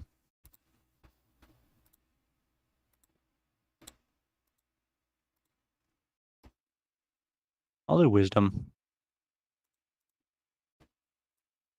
Wisdom ability checks. You got it. Okay. After you come Simtoothy and Jelly. Yo. So I'm gonna go in if I can fit. Can I get Definitely past can. everyone? Yep. Mm-hmm. Yep. You get in, you see a room filled with dead goblins in their beds, 2 archers in the back, and a very wounded warlord over there, necromancer, with glowing. That one's glowing. I've The necromancer? drawn Clarny. It was bugging me. He's in game room 1. So I'm gonna run up. Can I reach with my movement? Yeah. Okay. Yeah, I'm just gonna start doing my thing, punching as hard as I can. But I'm also gonna have jelly on my hand, and I'm gonna be pulling jelly with me. And Is Jelly gonna basically, punch? yeah. Wonderful. So it's 19 to hit 19 hits. for me. And then Was it at advantage, Tim Toothy? at advantage? No. Yeah. Yeah, you get to roll that first attack with advantage. Oh, got in bolt. Yeah, that's still gonna be 19 for me. And then a natural 19 for jelly. And then for jelly's dropping shit. For jelly's attack, it was a +4 to hit, and then what's the damage? D6. It's no for Jelly or you? Yeah. For jelly. For Jelly, it's 1. Okay. A single point of damage, doubled to 2. 'Cause it's Oh, bludgeoning. Sick. And then for me, for damage. Yes. So that's gonna be a 5 plus 3. That's 9 damage from me. And then I'm gonna action surge. Huh? I was about to say that's a dead necromancer. Snap. You got one.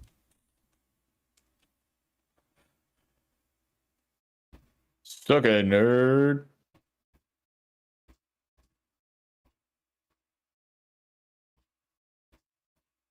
I've come to take your. Sweet. Yeah, we showed that thing who's boss. Dead. Are you still Good. going to action search? Yeah, and I'm just gonna sprint over to the next skeletons. Yourself in melee with both of them. Dragging Jelly along. Yeah. And then for me, it's gonna be 18 to hit. That hits. Sick. 5 damage. Doubled to 10. Sick. And Goodness of a puncher. then I'm just gonna tell Jelly to just be prepared to take on some hits. Be prepared. So that's gonna be it for my turn. Nats, you're up. You know Mhm. nothing. You know nothing, my friend. I'm coming. 30 feet. 10, 15, 20, 25, 30. You don't even make it in the room. Can I see that guy? You can see that guy. Yeah. Uh-huh. Yes. Firebolt.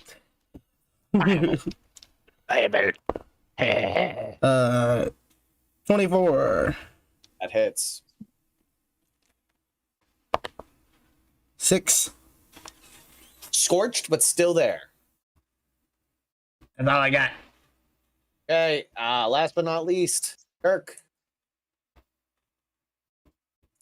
30. At least you get in. 25, 30. He is outside of your massive range. You gotta have a javelin or something, right? Hand You axe. could have taken a javelin from the previous room if you would have.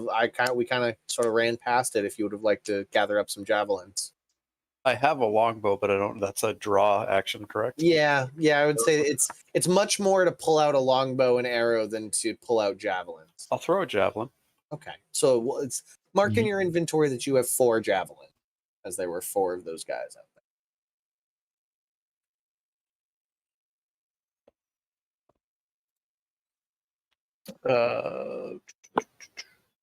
It's either a strength or dex mod, whichever you'd prefer. I'll stick with the strength then, and I had 18 on the dice, so it's all right. Wonderful. That hits. 100% hits. It's a D6, right? Sure, we'll go with that for now, as that will almost definitely kill it, as it's a D6 plus your strength modifier. Well, it was a 1 on the dice, but +4. Yeah. 5 points. You shatter it into its skull and it collapses. That's the end of this combat. You didn't see anybody make a run for it this time. How dead are the goblins? Very dead. As I was about to say, as you guys sort of cycle in, very dead goblins. Clarn, is anybody going to save Carney? Are we Who is using currently bleeding spells out? on this guy? Or... It's not my turn. I did it last time. Fuck that. Yeah, I'll cast Healing Word. Okay. So go ahead and roll the heal on Healing Word. All right. So Green voice, you ain't got green hand?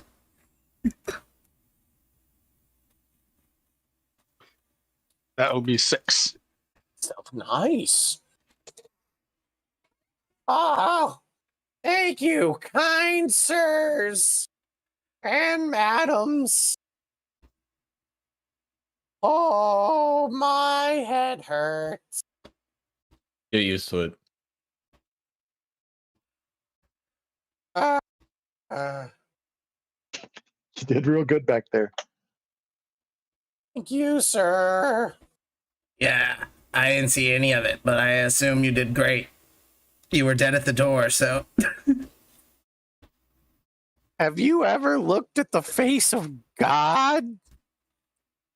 Yeah. And he just sort of like looks around at all of you like, Which god? Clarny's god? Every night. Yeah, which one?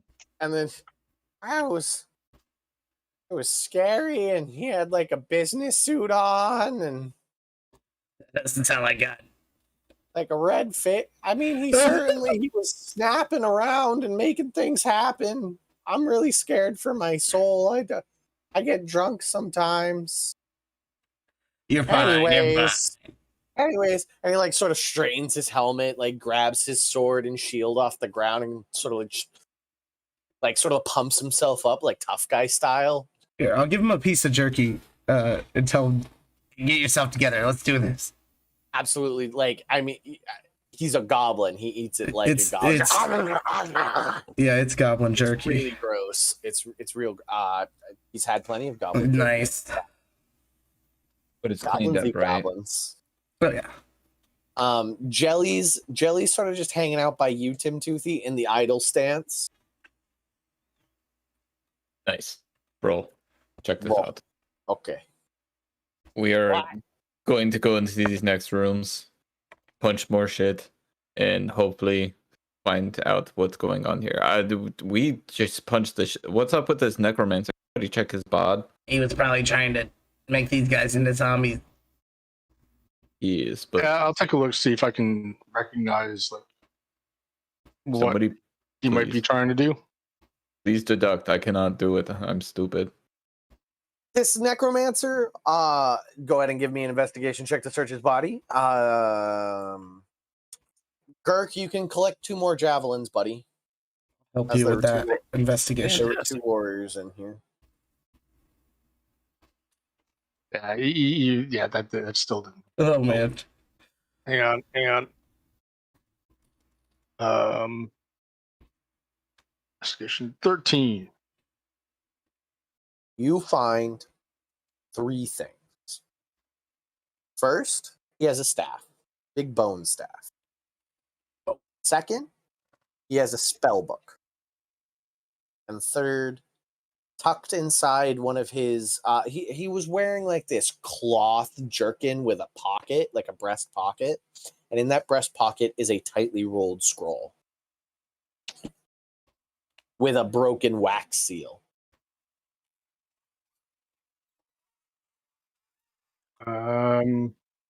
Take the I'll staff. take a look at the scroll, see if I can recognize what it was. Okay. Go ahead and give me either a history or an investigation check. And what did you say you were doing, Nats? I want to look at the staff, see if it's You wanna look at the magic. staff? You got it. Should I arcana or... Do you have the identify spell? No, I mean, I have detect magic. I just don't want to waste a spell right now. Yeah, then it looks like an arcane focus. You Okay, can definitely. I'm going to use it. Okay. It's a D8 staff. All right. an arcane focus. It is a long, it's probably like you plus another third of you tall. And at the very top, it's a clawed bone hand clutching the top of this wooden gnarled staff.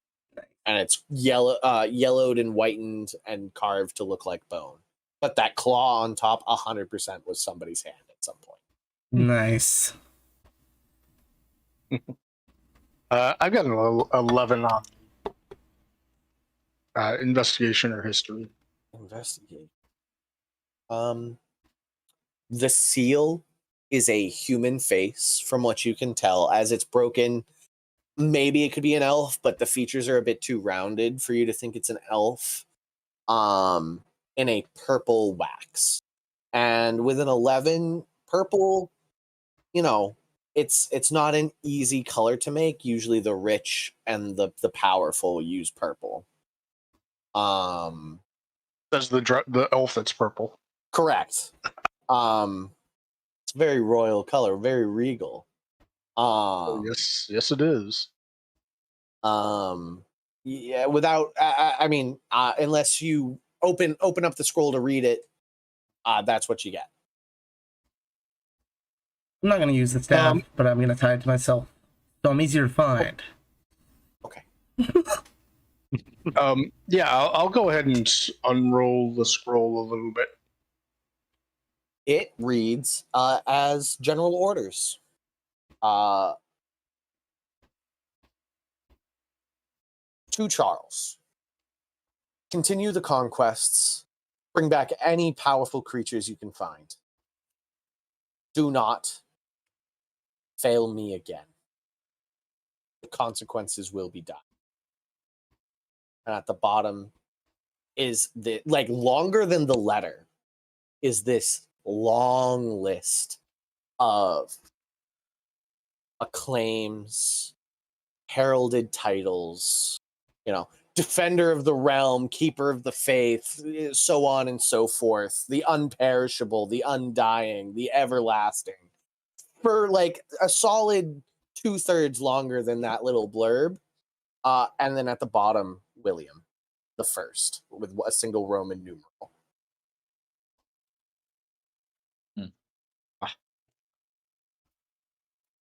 William. Somebody's a little full of themselves. Yeah, who is this guy, Darian fucking Darrington? Yep. All right. What would you guys like to do? That definitely wasn't Charles, by the way. Just to double down on that concept. Yeah, the guy looked more like a necromancer- Fred. Possibly. That's a good name for him. Yep. Frederick. Can I get that guy's bones in one of my bags? Sure. Yeah. You Cool. just collect some of his bones. Plenty of bones. There's an open doorway back here. Yeah. And a hallway. Out of curiosity, do any of these guys have I'm sorry, you cut out. Have what? a blunt weapon? A blunt one? Warhammer, mace, Piercing, Morningstar piercing. kind of thing. No, actually, everybody's, except for that staff that Nat's just tied to themselves, which is a 1d8 bludgeoning Oh weapon. shit, you want this? I'm not gonna use it. No. No, the goblins all use daggers and arrows. The skeletons all used arrows and javelins and swords. You know, Okay. the skeletons aren't gonna, except for the leader over there. You know, they don't just want a normal skeleton walking around with a hammer. It seems to be the idea. Yep. Okay. Right. Yep. So Let's move on. Same order. Same order. Mm-hmm. Jelly, as like you all begin to like look to continue on, just books it. Just starts running down this hallway. Be sure to listen to your surroundings and make sure you don't. Oh, all right. Follow. Everybody Go, follows. You all, just to sort of like speed things up. There's no traps in this hall. There's too many goblins in here. It's about to drag all of the dead goblins with us. Jelly gets to the door first, and without hesitation, as it went so well for her last time, opens this door. And runs in and looks around. Tim Toothy, you quickly follow in behind, and it is a treasure room filled with the loot saved by this goblin in raiding camp. As you guys all shuffle in, there's no zombies, no undead in here. Just seems to be this sort of middle room filled with a bunch of gold, silver, copper. There's a chest with filling with assorted goods. There seems to be some weapons. There seems to be a few just sort of jars and knickknacks. What would you guys like to do? Any blunt weapon? Go ahead and roll me a D100. I don't need one though. I was asking for conversion. I'm gonna make. Yeah, I was about to say, why doesn't conversion roll that D100 roll? 43.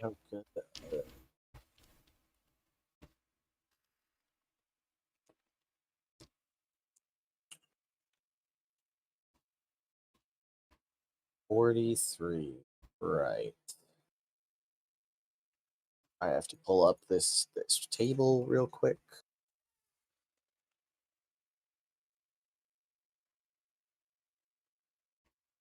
Sorry for the quick pause. That's what I.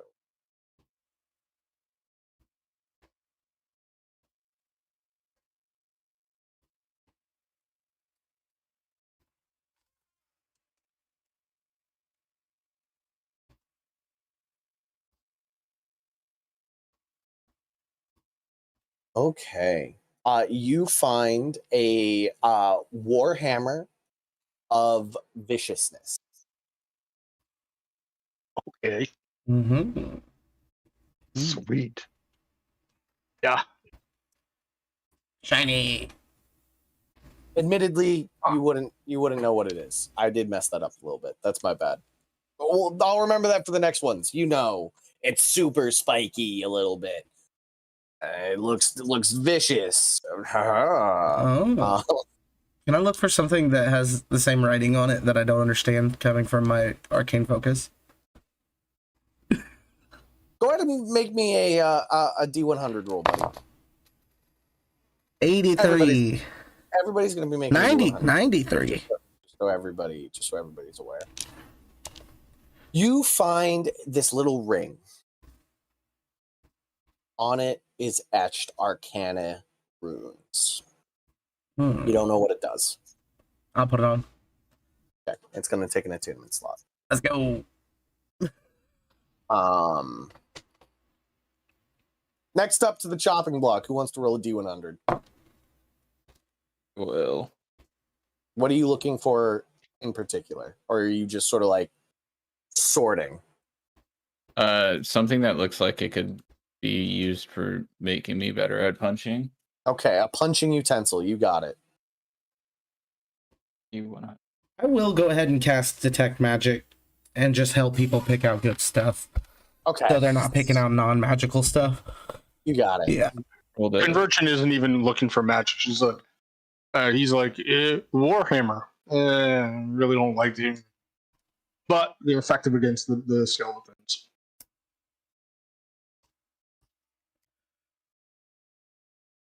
Oh, that being said, What's 73? Oh, go ahead. Sorry. 73.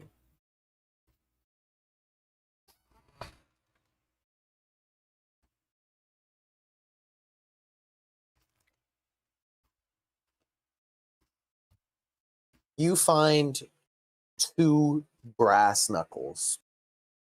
A set of human-sized brass knuckles. Dude. As your hands go around them, they are ice cold to the touch. Oh, sick. These require attunement. Yeah, I'll spend some time with him.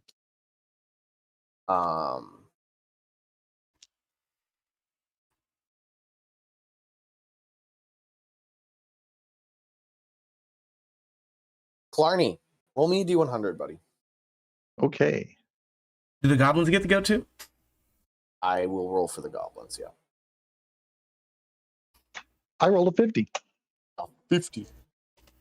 Pity. 80.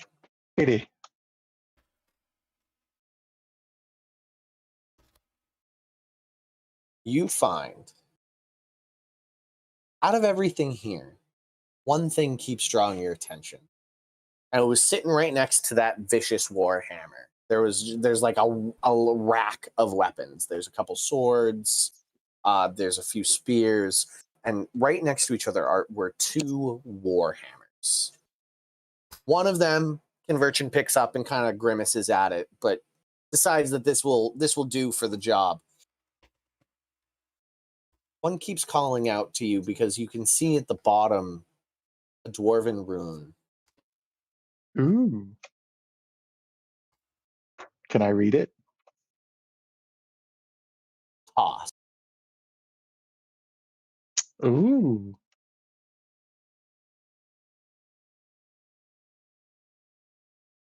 You don't know what it is? Computer. 1 second.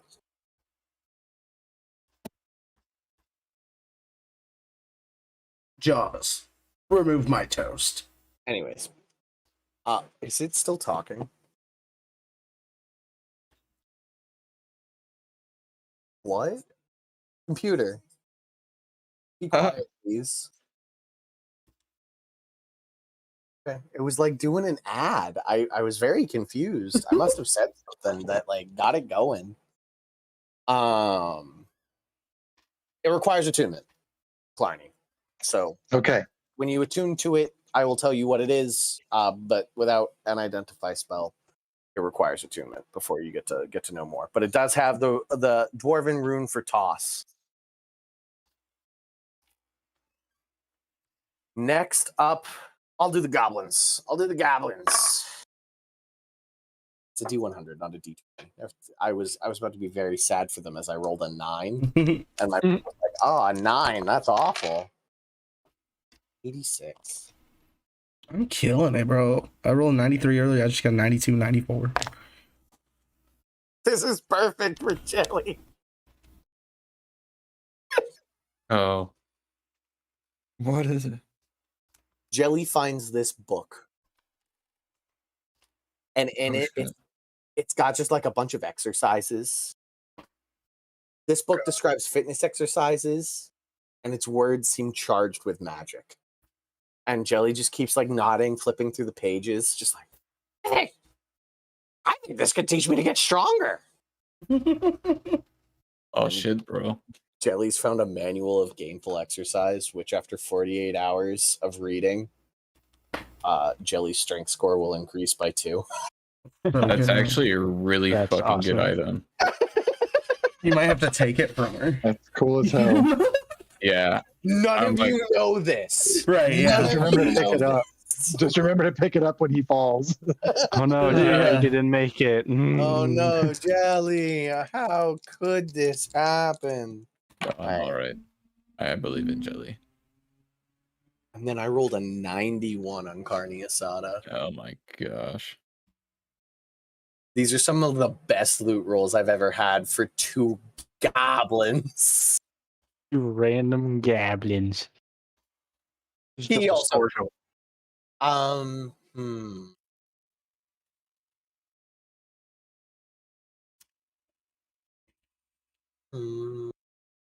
He finds this little bottle, this tube of milky liquid. Oh, He kind of opens it and smells it, and it has a strong alcohol smell. Yes. Oh, okay. And he closes it and pockets it. I just find rum chata. Okay, so Convergence gone. So we've got Narvos, Starboy. and Girk left, right? Yeah, I think so. Okay, so Narvos, roll me a D100. All right. I'm gonna be looking for things that help spells. Got it. Do better and whatever. No way. Oh, that is okay. That is 69. Nice. Everybody say it together. Nice. Nice.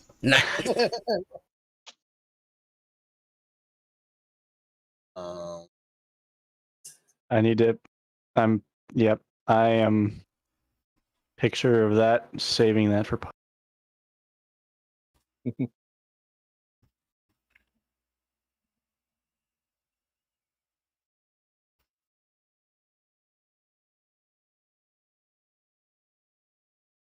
Star-shaped dick ring. good enough. Yeah.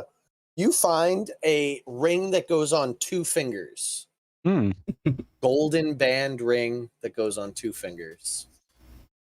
I'm gonna plop it on. It requires a 2. All right.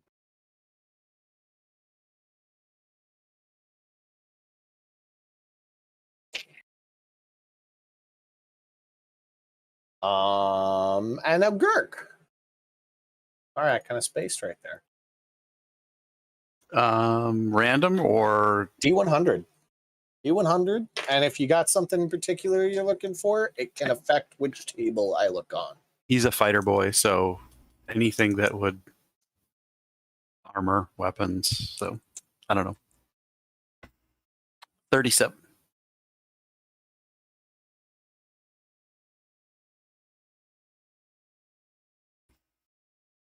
Yeah, he's in his starter gear. Mm-hmm. Same. I think we're all pretty. I think we all pretty much are. That drift gloves are Yeah, only I'm magic very item. bad at rewards. Well, that's okay. That makes it more fun, really. I do this every once in a while where you guys get some stupid good gear and then nothing for a long time. Evan.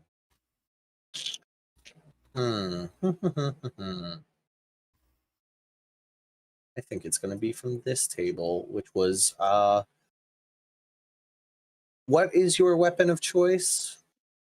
Big. Well, currently it is a battle axe, but he is going to be looking for a glaive come level 4.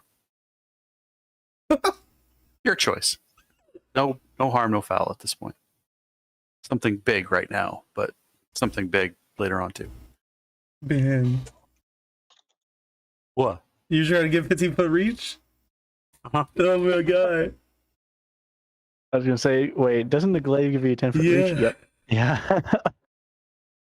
It just adds This 5 man's to gonna your be on reach. this side of the room and just hitting people. Just Yeah, delay. there are some feats that are going to make it Yeah. entertaining to play. Yep. No, don't get me wrong. I can be charmed by a one-eyed goblin at this point, so it could turn ugly real quick. Just stay near me.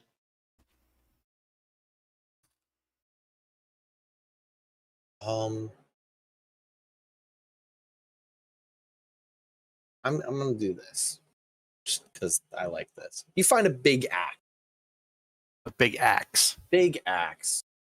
That's okay. I currently have a big axe. Is it prettier, shinier? It is. While several axes around it have dust, this one does not. Oh, this one looks nice. Give I me a put my second. axe down and pick the pretty one up. This is pretty. So sort of like me to you, it looks like a dwarven double-headed axe. Oh, Um, not gonna lie, I heard that wrong. I heard, and I cut out a bit, so I heard you have a big ass. Big ass. Bro, You should damn. keep your old axe too in case you get disarmed. Mhm. but I put what it looks like in the game room. 1. Yes. Ooh. It's a great axe. Very nice. It's And one that's- great axe. That's a great axe. And it also requires attunement. So I'm just going to, are we going to sit here for a short rest and attune? 20-minute attunement. Yeah, but fun we're gonna go times? through that fake Yeah. wall. Bet your ass. Voice in the sky. For before or after the attunement After. process? After the attunement process. Wonderful. Okay. Yes. So to break all pretenses, you have a +1 axe, Girk. Okay.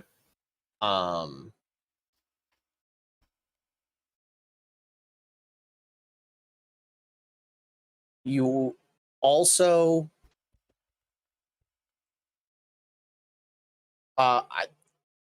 okay.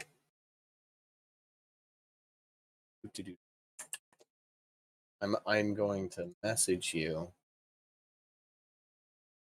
this, and feel free to read your new item at your leisure.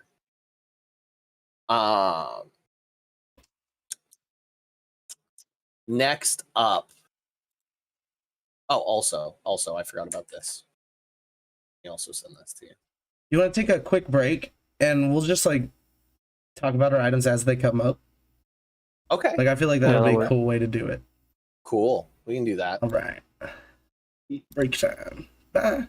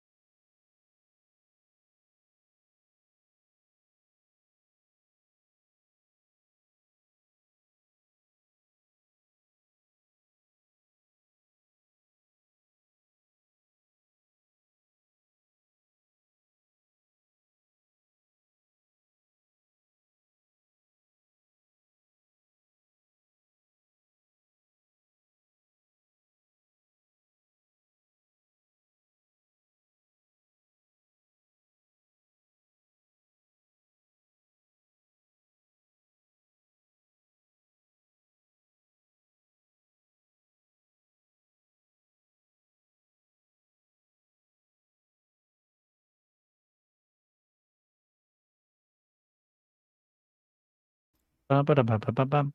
Hello.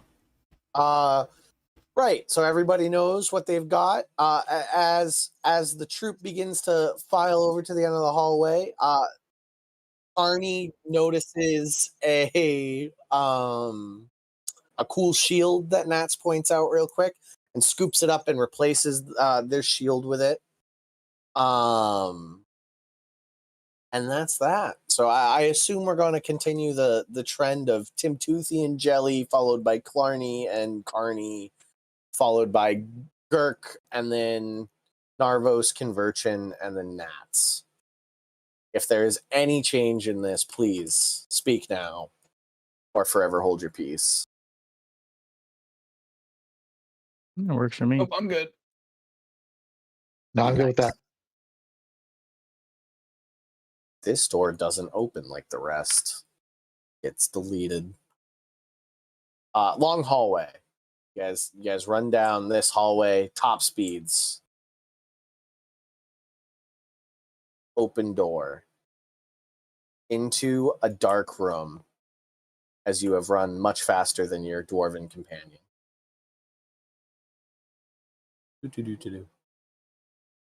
In this room, you all find it's just a square room.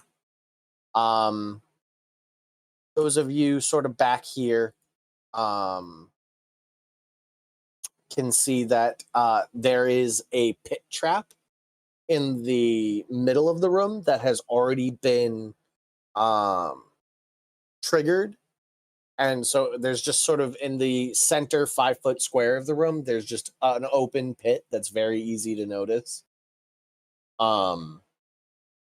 Looking down Tim Toothy and Jelly, there are about 2 skeletons still like moving, but they are impaled on spears and so can't dislodge their trapped limbs, and so are just looking at you and clacking their skulls.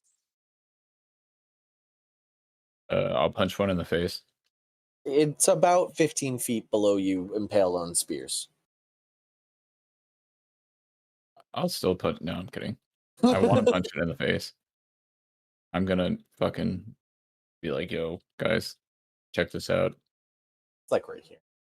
Do you think we can punch it? Do you think I can get down there? Might come back and get us later. yeah. I'm out. Oh, you can definitely go down there. Getting out might be tricky. Yeah. You're right. I didn't think of that at all. I'm sure there's much better things to punch up ahead. Okay, you're right. You're right. My bad. Sorry, Jelly. You got to stay on track. Can I open the door? Yes. Nice. Jelly runs up. I'll create a bonfire under one of the skeletons. Nice. Solid. Jelly runs out and turns. Tim Toothy, do you follow behind your goblin companion? Yes. Okay. Tim Toothy and Jelly the Goblin are the first to come across this scene. I'm just going to start deleting boxes. No.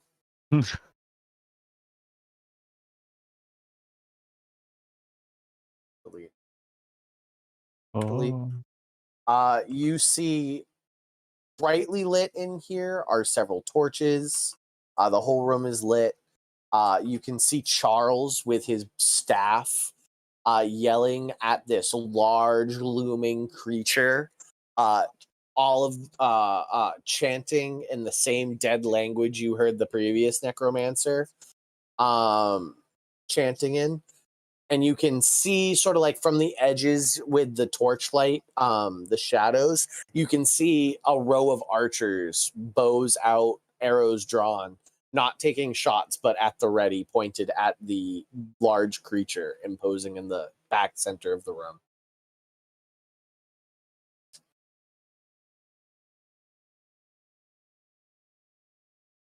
Oh, well, guys. I'm gonna go introduce myself.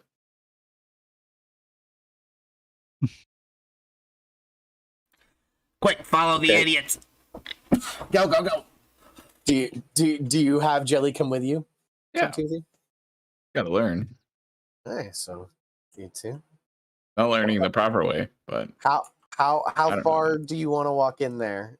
I'm gonna put my hands up, be like, "Hello, my name is Tim Toothy. Uh, is it all right if I come in? Um, We're here to punch you guys. I don't know if you want to get this rolling or not, but Yeah. just get everybody where they would be as an ass is like, follow the idiots. Oh, the goblins like rolled hit dice during the short rest, right?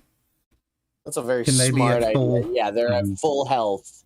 Woo. Very, very, very smart move. The goblins have 7 HP. Would I have been as- also able to like just sorcery point regain spell slots, Yeah. or did I save? Yeah. Okay, cool. Yeah. To get attunement, you guys had to take a short rest. So if you wanted to gain hit points with hit dice, yeah, I should have thought of that, but I didn't. We just kind of hung out. Learned our new fun things. Right. As you run up, all of you guys kind of funnel in behind.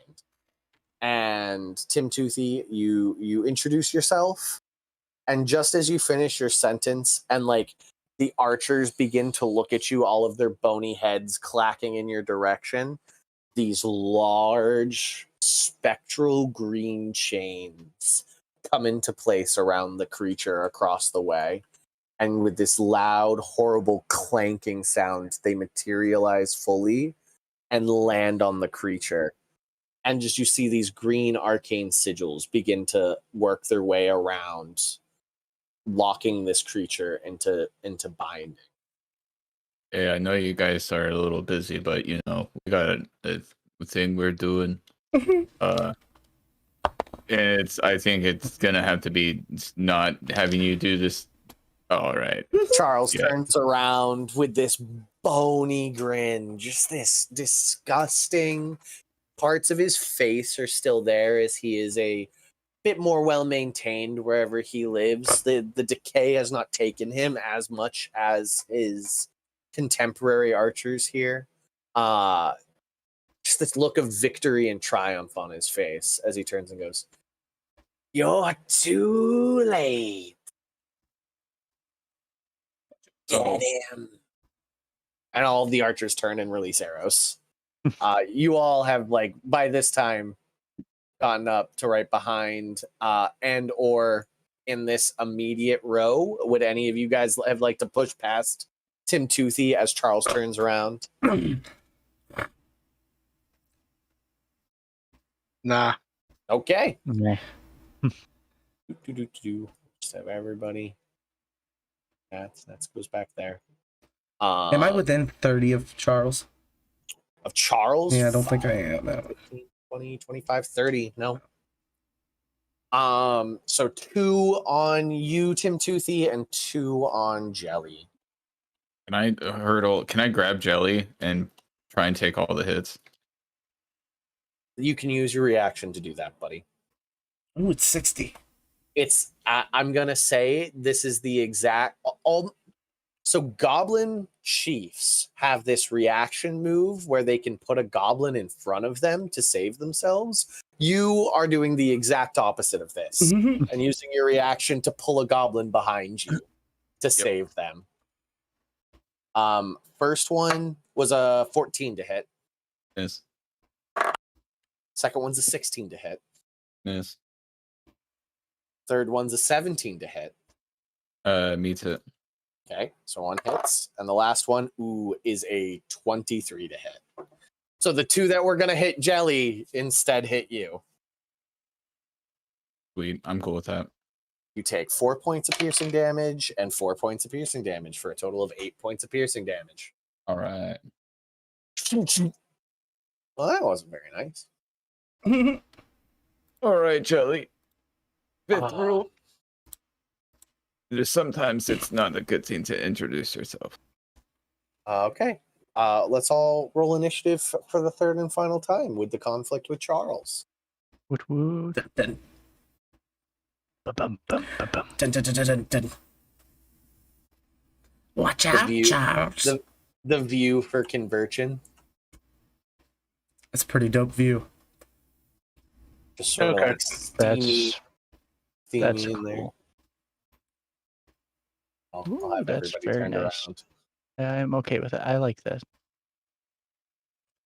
Every now and then we get a little bit. I'm good on. And My- Nats should do Nats my is thing. like, what's going on? I can feel the legs. All I see is testicles. For Tim Toothy. This is Tim Toothy's view.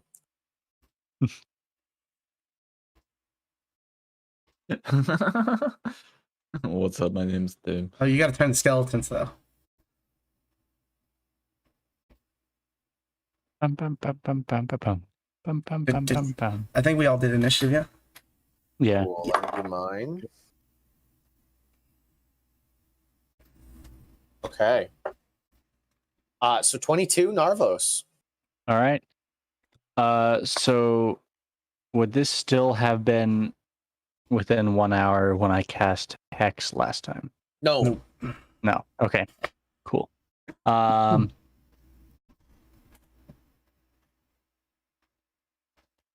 Yeah, so I am going to launch. I am definitely within 90 feet of Charles. Mhm. So I'm going to launch a chromatic orb at him. Okay. What kind of Fire, and it is a 24 to hit. 24 hits?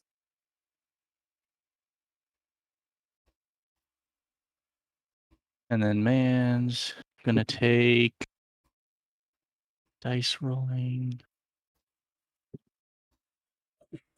He's gonna take 19 fire. 19 fire damage. Splashes into him, and he looks down, looks at you, scuffs it away so that the chest is no longer cindering, and then looks around at his archers. Did damage. You Did learned, hurt. you learned from last time, didn't you? Haha. And that'll do it. Good quip, Starboy. Aha. I'm trying. Keep I'm it up, learning. you're the voice. Oh no. Next up is Clarny. Clarny has very good initiative rolls. Yeah, I was on solid ones all night. Okay, let's see. You and Carney. Let's see. Carney is not going to be as gung ho as he was last time, unless you choose for him to be. I will. Can I kind of get? Yeah, there we go. Perfect. Perfect. I'm gonna go. I'm just gonna go right for an archer. I'm gonna get within Nope. melee, You got it. and then I'm just gonna take a swing with my new hammer, my dwarven thrower.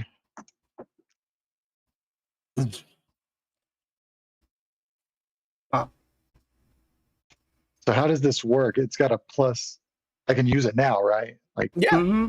I'm attuned, right? So It's a plus it's one weapon. +3 Oh, it's a attack, Oh, plus and- 3. Oh, Jesus Christ. That's a good one. +3 attack, and +3 weapon damage. So how does that? Does Yeah. that just attack on top of? Yeah. Yeah. You just add Yeah. 3 now both to rolls. your roll.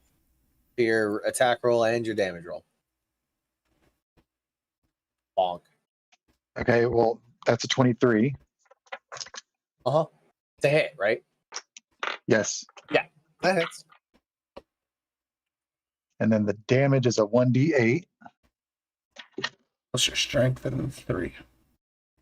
Right. That makes it 10. So with the weight of the ancestors behind you, you just slam into this skeleton for 20 points of damage because it's vulnerable to bludgeoning damage.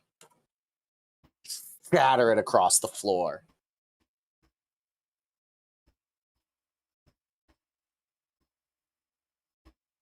Morden looks down, very, very proud.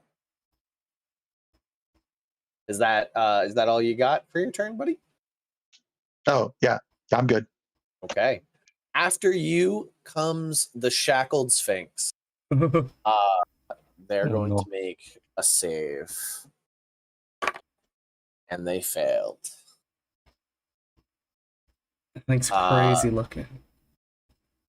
Next up is Tim Toothy and Jelly. Oh, Carney didn't go. Clarny.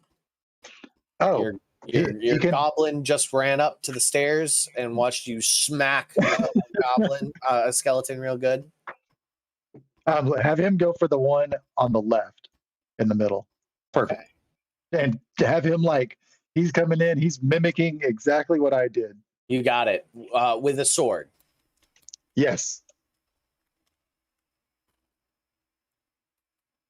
So he rolled a 12 to hit. That misses, actually.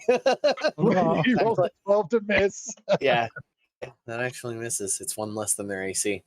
So that he just completely whips. He tries to use the sword like it's a hammer and just uses the side of it. Barely does anything. Just sort of like pushes onto the skeleton a little bit. Next up is Tim Toothy. All right.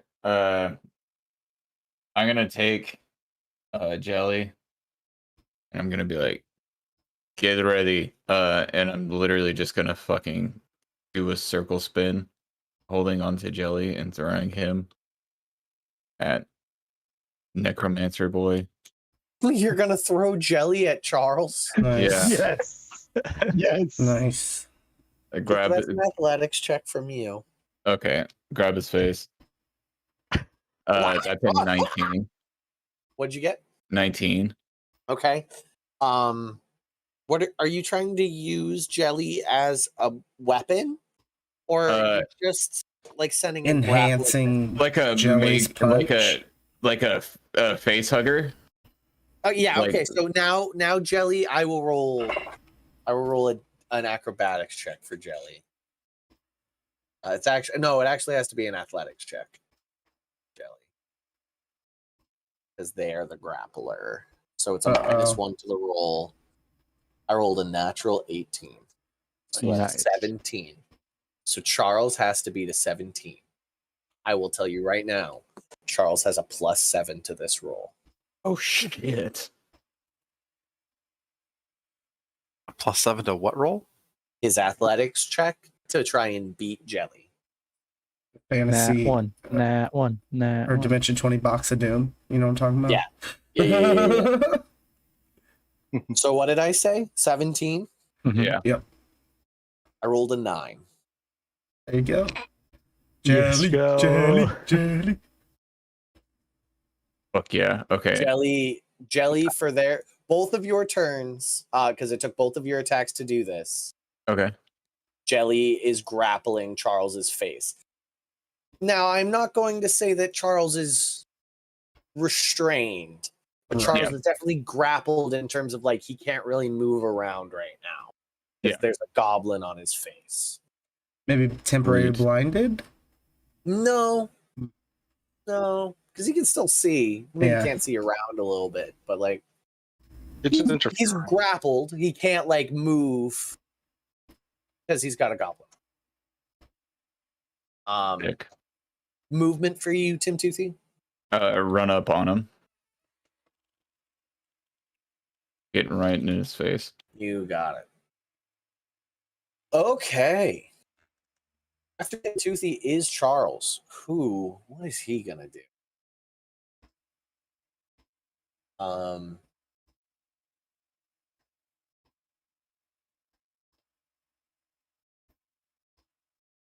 So everybody he like slams his staff into the ground, and Jelly, Tim Toothy, Carney, Clarny, Gurk, and Narvos. So Convergent and Nats are too far back. God dang. Oh boy. All of you need to make wisdom saving throws. If you have advantage against frightened, you have advantage. Nat 1. Don't believe I do. Do I? Let me roll for Jelly. Jelly No, rolled a 2. I don't think I do. I rolled a 17. What save is this?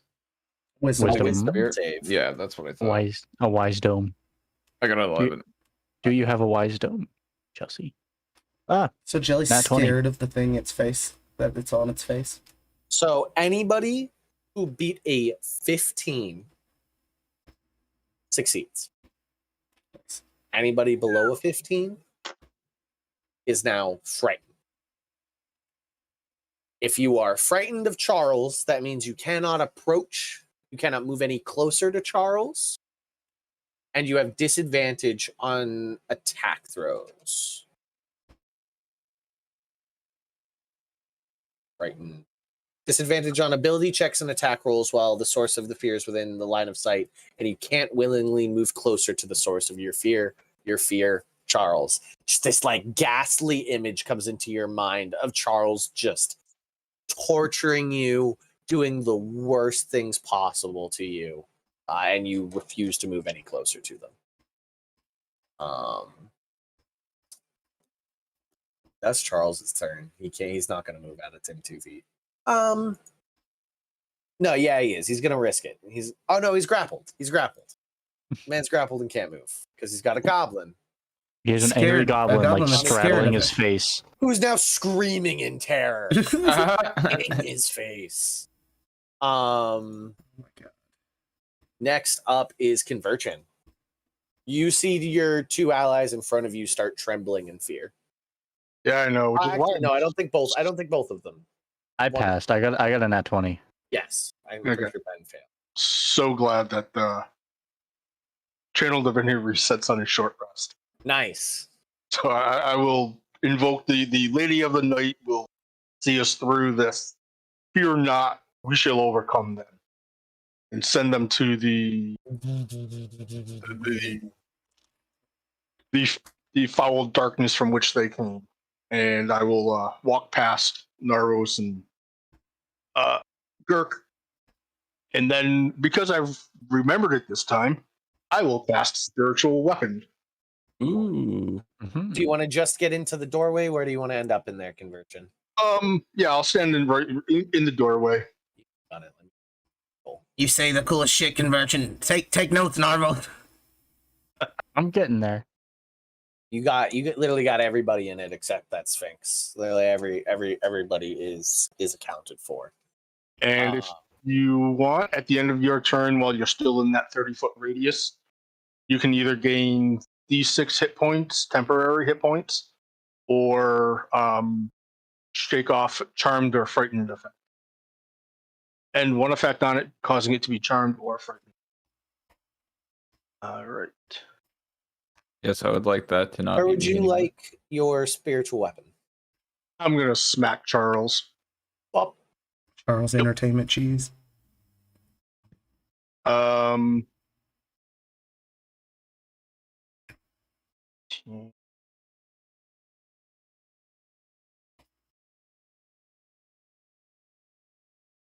Melee spell attack. So that is my spell attack.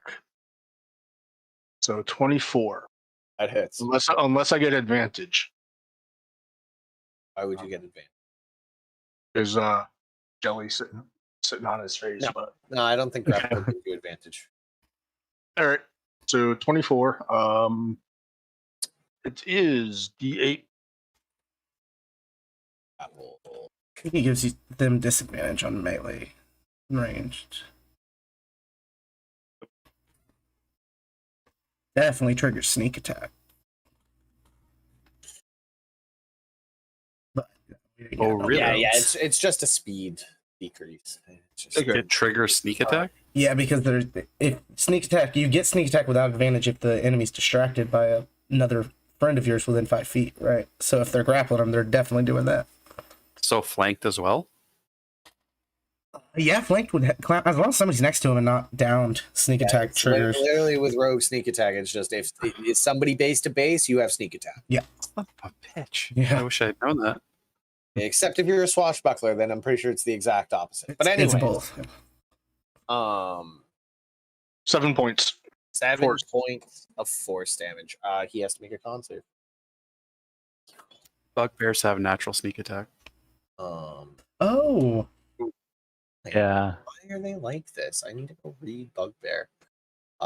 He has a what to his con save? +3. That isn't good enough. Everybody's fear fades. I'm so sad. I'm so It's a goblin. That's not the, That's that's attached not to the his effect I was face. hoping to end. Yeah. So everybody's fear fades as Charles loses concentration on his spell. Shucks. Next up, convert your move. Yeah, that was a very well done turn. Kirk, you're no longer feared. Move into a position where I will gain advantage. Yeah, Tim Toothy's got him engaged. So if you run around the back, Good to know. All right. We're going to roll some extra dice this time. So advantage on the roll. I'm +1 on the X now, so that's 17 AC. 17 hit? that just doesn't hit Oh. Okay. as it skates off his plate mail that he's wearing. I will action surge and attack again. All right, That's better. That's a 19 hit. that does hit. This time you see how well made his armor is, and aim for the head. Let's see. So I get 2d6. So this sneak only attack. happens on your first turn of combat, which this would be. Mhm. All right. 19, 20 points of damage. Nice. 20 points of damage. You just cleave in, and Charles turns, sees it coming at the last second, and turns his neck so you don't cleave his skull. And your axe buries into his shoulder, a solid 5 inches. And you pull it back out. Man, this axe feels good in your hands. Yeah. Never want to put this down. Oh Ever. god. Oh god. Oh no. Oh no. That went well. That went very well. After Girk is the archers. They're all going to turn and fire at Tim Toothy and Girk, and one will be at Conversion. And as the arrows all fly, they all begin to veer towards Carney Asada. Oh no. As the That's awesome. shields that Carney picked up seems to Draws the arrow. Yeah. attract missiles. Can I just say magnet. Gurk would get temporary hit points? Because of convergence thing. Yeah. Oh, yeah. Let's not forget about Conversion's channel divinity. Is it 6 or D6? 1d6. 1d6 plus 3. That's pretty good. That's For very 1d6 good. cleric level. Okay, so 3 attacks on Carney Asada. Fun facts, though, now about Carney Asada. Has resistance to damage from ranged weapon attacks. Oh, nice. It is a great weapon, great item. Yeah. I mean, yeah, that's a non-natural 20 to hit. Oh no. That's only an 11. And that's an 8. So one of the arrows finds their mark. 5 points of piercing damage, reduced to 2. Let's go.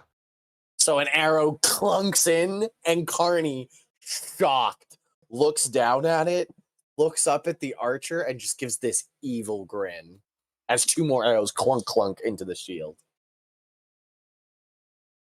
That's awesome. Next up, Nats. I just want to say this has been my plan this whole time. I don't know how it's going to play out now because of the situation we're in. I'm going to lean my little head over so where I can see Charles' entertainment cheese. Mm-hmm. Yeah, just move up a little bit. Mhm. And I'm gonna try to cast this pink wave spell, and nothing's gonna happen. And so I'll go, fuck! And then it'll go flying out at him. Okay. And he needs to make a wisdom save What spell are you casting? command. I'm pretty sure this doesn't work on the undead. Okay, well, this is what he's trying. Let's see how it goes. Yeah, you're right. Yeah. So, So nothing happens. He has a higher power he's listening to already. So I still don't know what's going on. Yeah. You have to try that on somebody else. After Nat's princess. I will. Sorry. I will get my temporary hit points. Yes. Put you in the circle, Gage. Yeah. Ooh, Nargos. All right. So I'm all shooken off the, his Yes. attempt at fear, making me afraid. Mhm. And be like, I do not fear the undead. You shall be destroyed and order shall be restored. And I'm going to cast I'm gonna hex him. So Hexed. yep, he What's hexed. the ability check? Nope, that's just it's the same thing as last time that I Yep. cast. So he just I hexed. said what? Yeah. What's the ability check? That you're hexed. Oh yeah. Dexterity. I mean, he already has a thing on him. I'm gonna do intelligence Okay. check. Intelligence check. You worried he's gonna be making history checks on us? No, I don't know. I thought it did something else, and after I said it, I'm like, oh wait, nope, that's not what I wanted. And then since that's a bonus, and then cantrip mind sliver on him. Oh, mind sliver. Yeah. Intelligence 14 saving. Intelligence 14. Yeah, I did hex and realized, oh wait, it's not against intelligence saving throws. And I was like, oh well. You rolled a 5. Pretty. Well, he's gonna take 5 psychic. And then I'm Shakes his gonna head a little bit. and he has anything. No, Disadvantage on like the subtract 1d4 from the next saving throw and makes before the end of my next turn. got it. You got it, Bart. And I'm gonna roll for my HPs. Nice. Next up, Clarny and Carney. Oh, that is a good. Okay. I'm gonna. The arrows fly over to him, so you can tell that like the arrows at least won't be coming after you. Yeah, I don't care about the archers anymore. I'm gonna go ahead and get right up next to Tim there. Where do you want to be? Do you want to be like directly next to him, like his eastern Yeah, do right cardinal there. point? You got it. Yeah. Kind of flank him. Perfect. And then you are technically not flanking. Only Gurk has flanking. Well, I mean, visually flanking. Yes. And then let's see. I'm gonna. I guess I'm gonna go ahead and Sacred Flame. Okay, so that's a dex save by him with a minus d4, which he fails. So I rolled a 1 on the so -1, so 7 plus 3 is 10.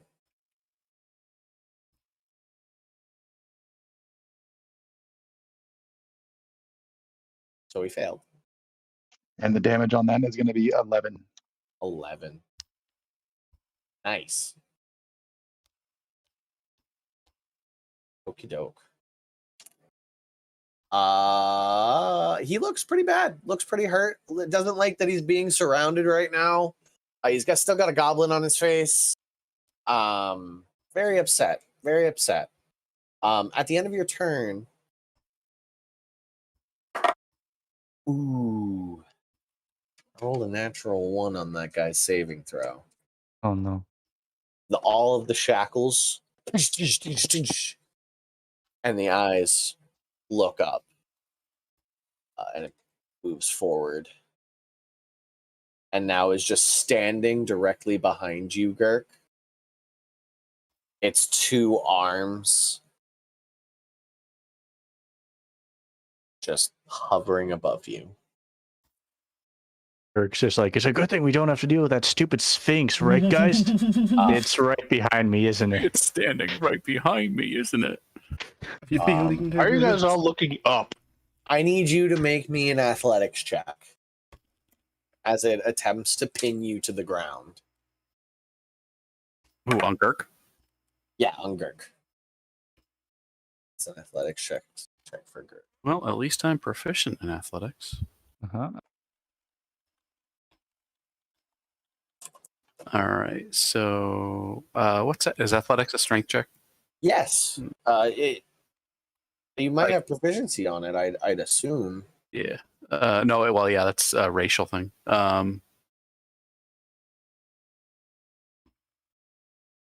23. 23. You turn, like you feel this shadow come down as this bladed arm goes to pin you to the stone earth, and you just put your hands on the side of it and hold it in place from pinning you by your thigh, and then push up, and its arm wields back, and it looks at you, and you manage to hold it off with your pure strength. Just like held it in place and then threw it back. Very nice. Very nice. And that. Very nice. Tim Toothy and what is Carney doing? Have him attack that skeleton.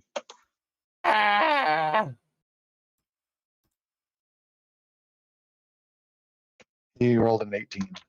That hits. So he gets a D10. And he hit for a natural 10. Wow, that's the second time he's done that. Yep, he's doing pretty good.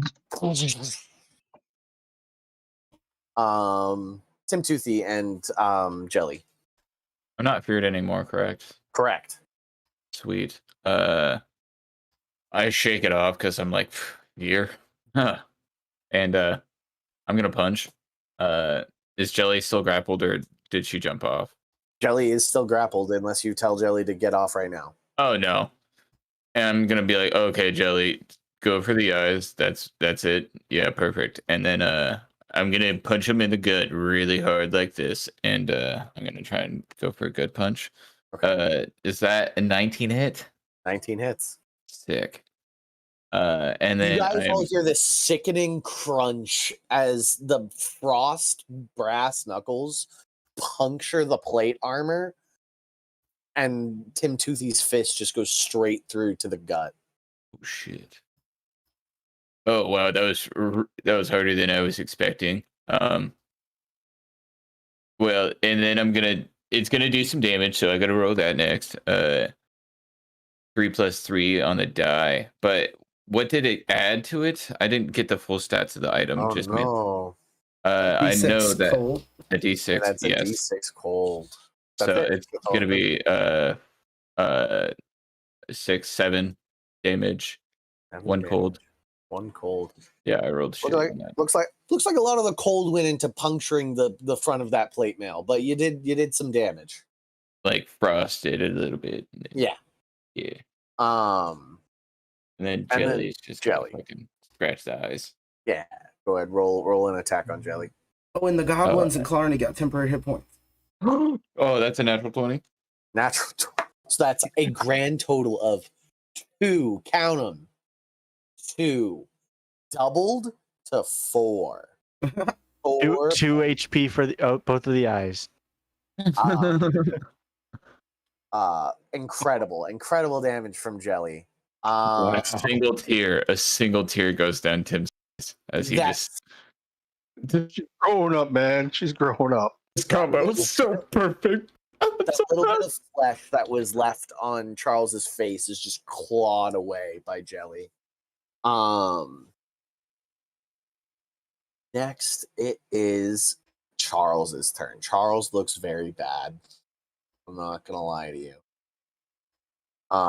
Charles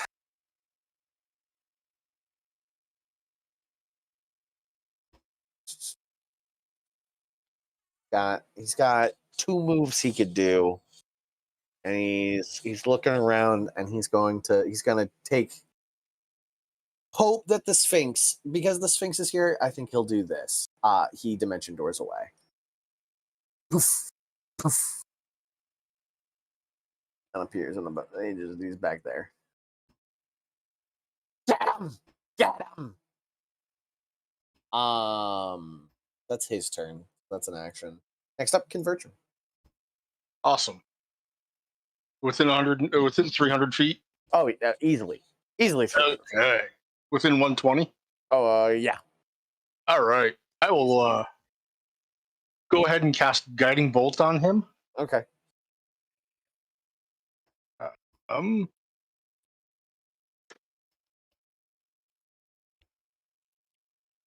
do I have? It's +5, so 16. That misses. Damn. He's a bit too far away, and it just your aim was a little bit off, and it dings off. All right. I will move the hammer, or not the hammer, the spiritual weapon, which is a longsword actually. Wonderful. And attack the Sphinx. Long cube.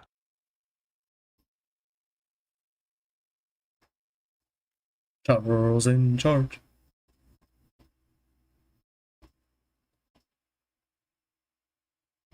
I just remembered there was a longsword over there, so I'm going to use it. It attacks. Get him. Yep.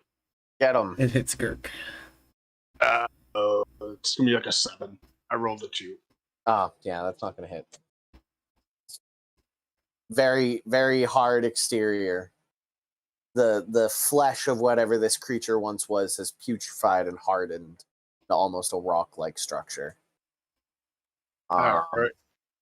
I will move my 30 feet and circle to the left so I get a better view of Charles. You got it. About halfway across the room, and you can see Charles back in that little alcove. Yep. Will you erase? There we go. Actually, can I step into that corner next to the statue and try and get some cover from him? You got it. Actively seeking cover against the enemy. Solid decision.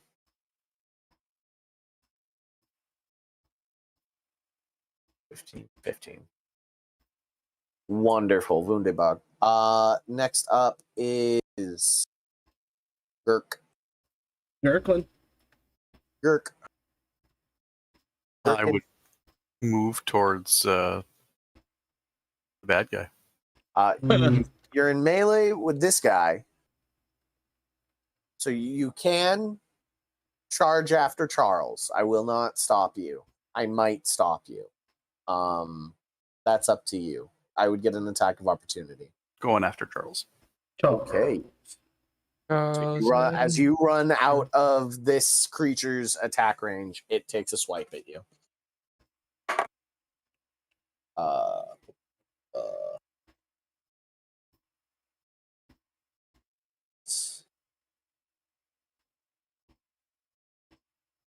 A 25 to hit. That hits.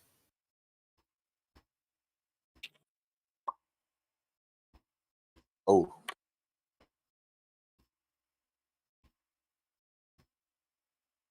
You take 15 points of slashing damage as its blade just comes around and gouges your back. All right. And you run up to Charles. Expecting that, I will use second wind. Okay, as you run up, you just kind of like scoop up some dirt and rub it in your back. I rolled a 9 on the dice, so I get 12 of that back. Not bad. I will attack Charles. Okay. That's a natural 20 on the green dice. Very good. That's a shitty roll. And the second one is a better roll. So you don't double your strength, right? No. Your Alright, stats. so Only the dice roll. only dice roll. So that's Numbers on the dice. 7 and 5. So 12, 16 points of damage. 16. Lackluster. So close. Charles looks awful, but is just like, he spits out a couple of his teeth at you and then clutches his staff as he whispers the beginnings of another incantation. Mm-mm. Is that your turn, Kirk? That is it. Okay. Next up is it's the archers actually, who all take shots at people and they all veer towards Carney. Arnie. Carney. 14 to hit, which misses. And then a 7 to hit, which also misses. They both just clunk into Carney's shield. It's just gonna be full. Gnats. I'd like to enter the room. No, okay, no, I didn't skip Narvos again. My brain lost it for a second.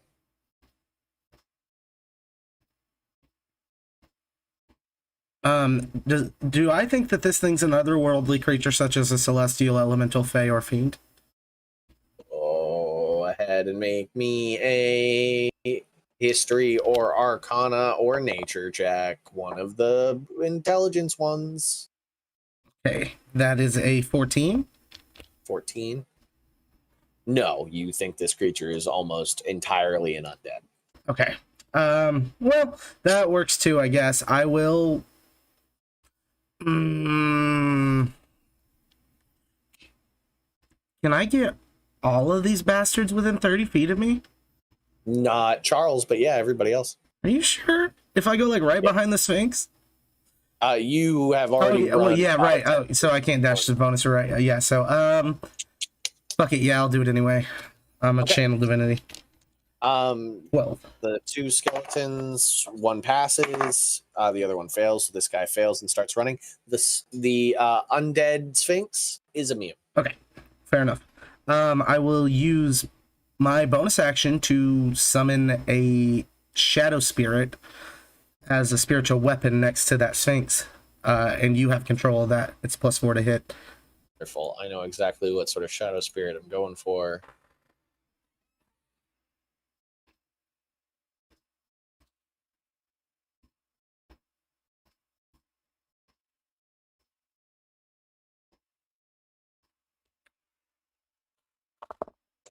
Shadow And I spirit rolled a goddamn 2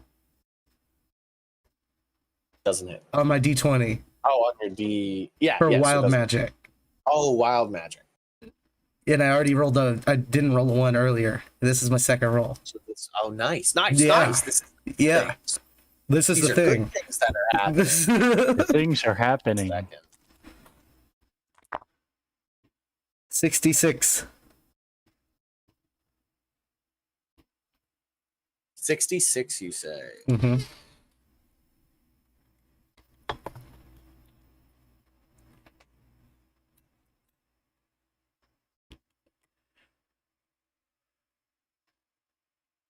All around you, something happens. You're unclear. All right. And Our if the familiar shadow faces. spirit attacks, that's on you. I rolled a natural 20. Nice. +2 on damage. I don't have good stats. You're a kobold. Yeah. I rolled 2 8s on that. 32 points of damage. Oh no, is it just 1d8? Yeah. So it was 16. So 18 points of damage. Awesome possum, just like a solid swipe from the shadow creature. End of Nats's turn. We come back to Narvos. All right. I'm gonna run myself into the room. Go to the left. Yeah. Do the hit points go away if we are outside of the thing, or are they just there? They would be there. You keep They them. would Yeah. just stay. Until You're hit. you're hit. Or All right, get other temporary. And if you lose them, you can regain them if you end up at within 30 feet again. Nice. All right. It looks like I am within within 120 feet of Charles. 100%. Cool. Gonna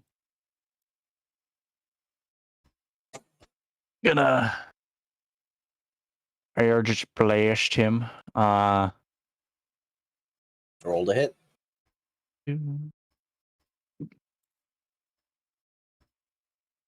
14, but net dirty 20. Dirty 20 hits.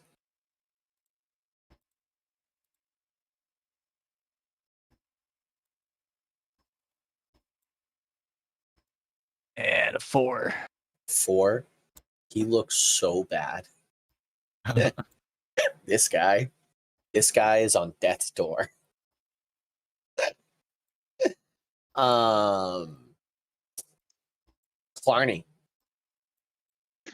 you are also in Okay. melee with this creature. It actually is looking directly at you, like as after it swipes and like resets its body as it turns, it looks down, and its 2 giant piercing arms are now hovering above you.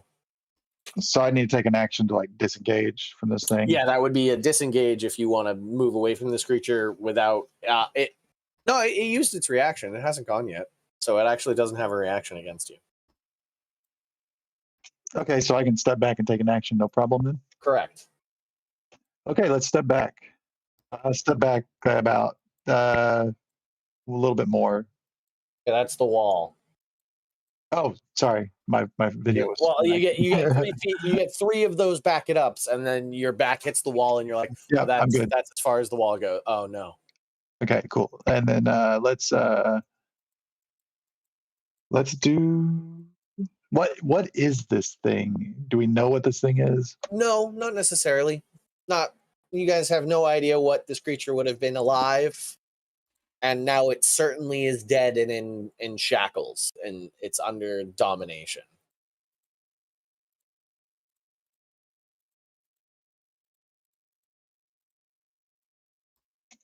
Let's sacred flame it. Got it. I will make a deck save. Flame on. It's not great at those. It has a 10. It is a big lumbering creature. Yep, it does not. Save it.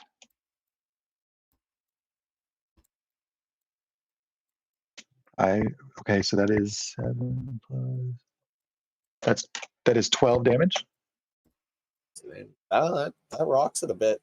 It'll scorch up the chest. Lets out a loud roar. Anything else, Clarny? I'm gonna. Are we still getting the bonus No, temporary? you are outside of the temporary hit points. Okay, cool. Yeah, I'm good then. And they don't stack anyway if you still had them. At the end of your turn, Clarny, it's this guy's turn, and he's going to move up, sort of engage the 2 of you, Jelly and Tim Toothy, in combat. Multi-attack, one attack on Jelly, 1 attack on Tim Toothy. First attack on Tim Toothy. I rolled a natural 20. Oh fuck yeah! Ooh. I'm gonna eat it. This thing I need you to make a. Actually, no. It just happens. You are now grappled, and you take 16 points of piercing damage. I'm sorry. 24 points of piercing damage. No. I'm down. And it just has you pinned to the floor. And then Jelly. I rolled a 7 plus 7. 14 to hit Jelly. That Does hits. that hit Jelly? That hits? Yes. Yeah. Oh. I did 10 points of piercing damage.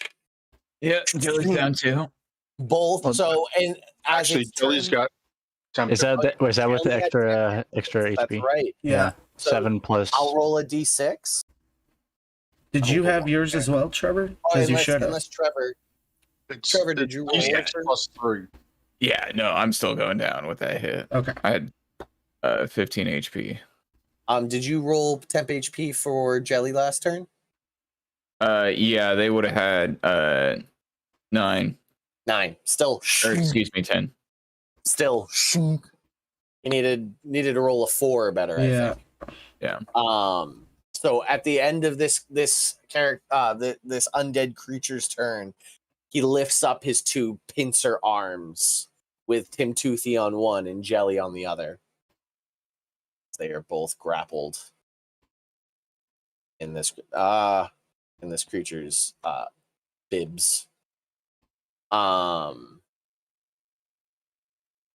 Tim Toothy, make a death save for both you and Jelly. Okay. I'm getting a fail.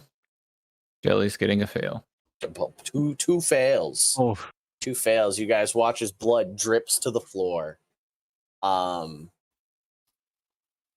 just here to hammer it home turn after turn because it is Charlie's turn. Charlie over there, Charles, not Charlie. I bet he'd hate it if you called him Charlie. He does not like that. Bet he really wouldn't like that. I'm just gonna say it right now. He's leaning on his staff, barely holding on, and he takes the crystal, looks at you, Girk, shatters it in his hand.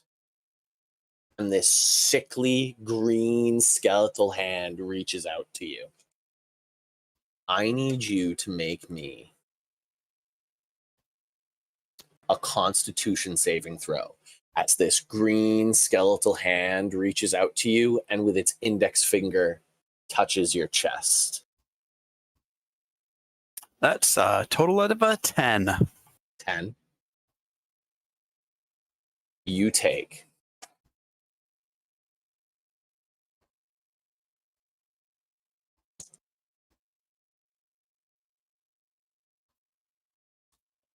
40 points of necrotic damage. wow. Does that kill you? Yeah. Well, I Does mean, that- Does that double your total No. hit points? No. Okay. Okay. no, I would be negative. That's because 11. that's very Okay. good to know. That's very good to know. Because the spell did not outright kill you. And you fall into the floor in front of Charles. The life completely drained out of you. Right. That's his turn. Convergent. All right. Well, I am going to attempt a guiding bolt on Chuck again. Okay. No, it's Mm. worse. It's worse. No, it's getting better. Chuck and Larry, man. This makes Each sense. time you say his name wrong, it does one with just D4. 1 point of psychic damage. 24. 24 definitely nails him. And how do you want to kill him, bud? He has 1 hit point. Mm. Narvos needed to deal 1 more point of damage. No. Yeah. Was that a finger of death? That was finger of Oh death. man. I rolled very poorly.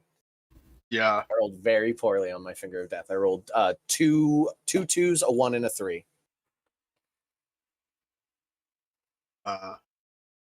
Convergence calls out something in Elven as he casts guiding bolt, and the light radiant just burns up through the bones and kind of like consumes him from the inside.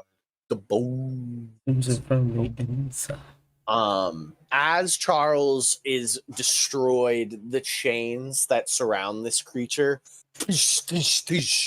break and fall apart, and all of the strength that's left in this creature just crumbles as it turns to dust in front of you guys. Oof. The 2 skeleton archers that remain also crumble into dust as the sort of center of their power was destroyed in Charles, as he was a major lieutenant and a source of power.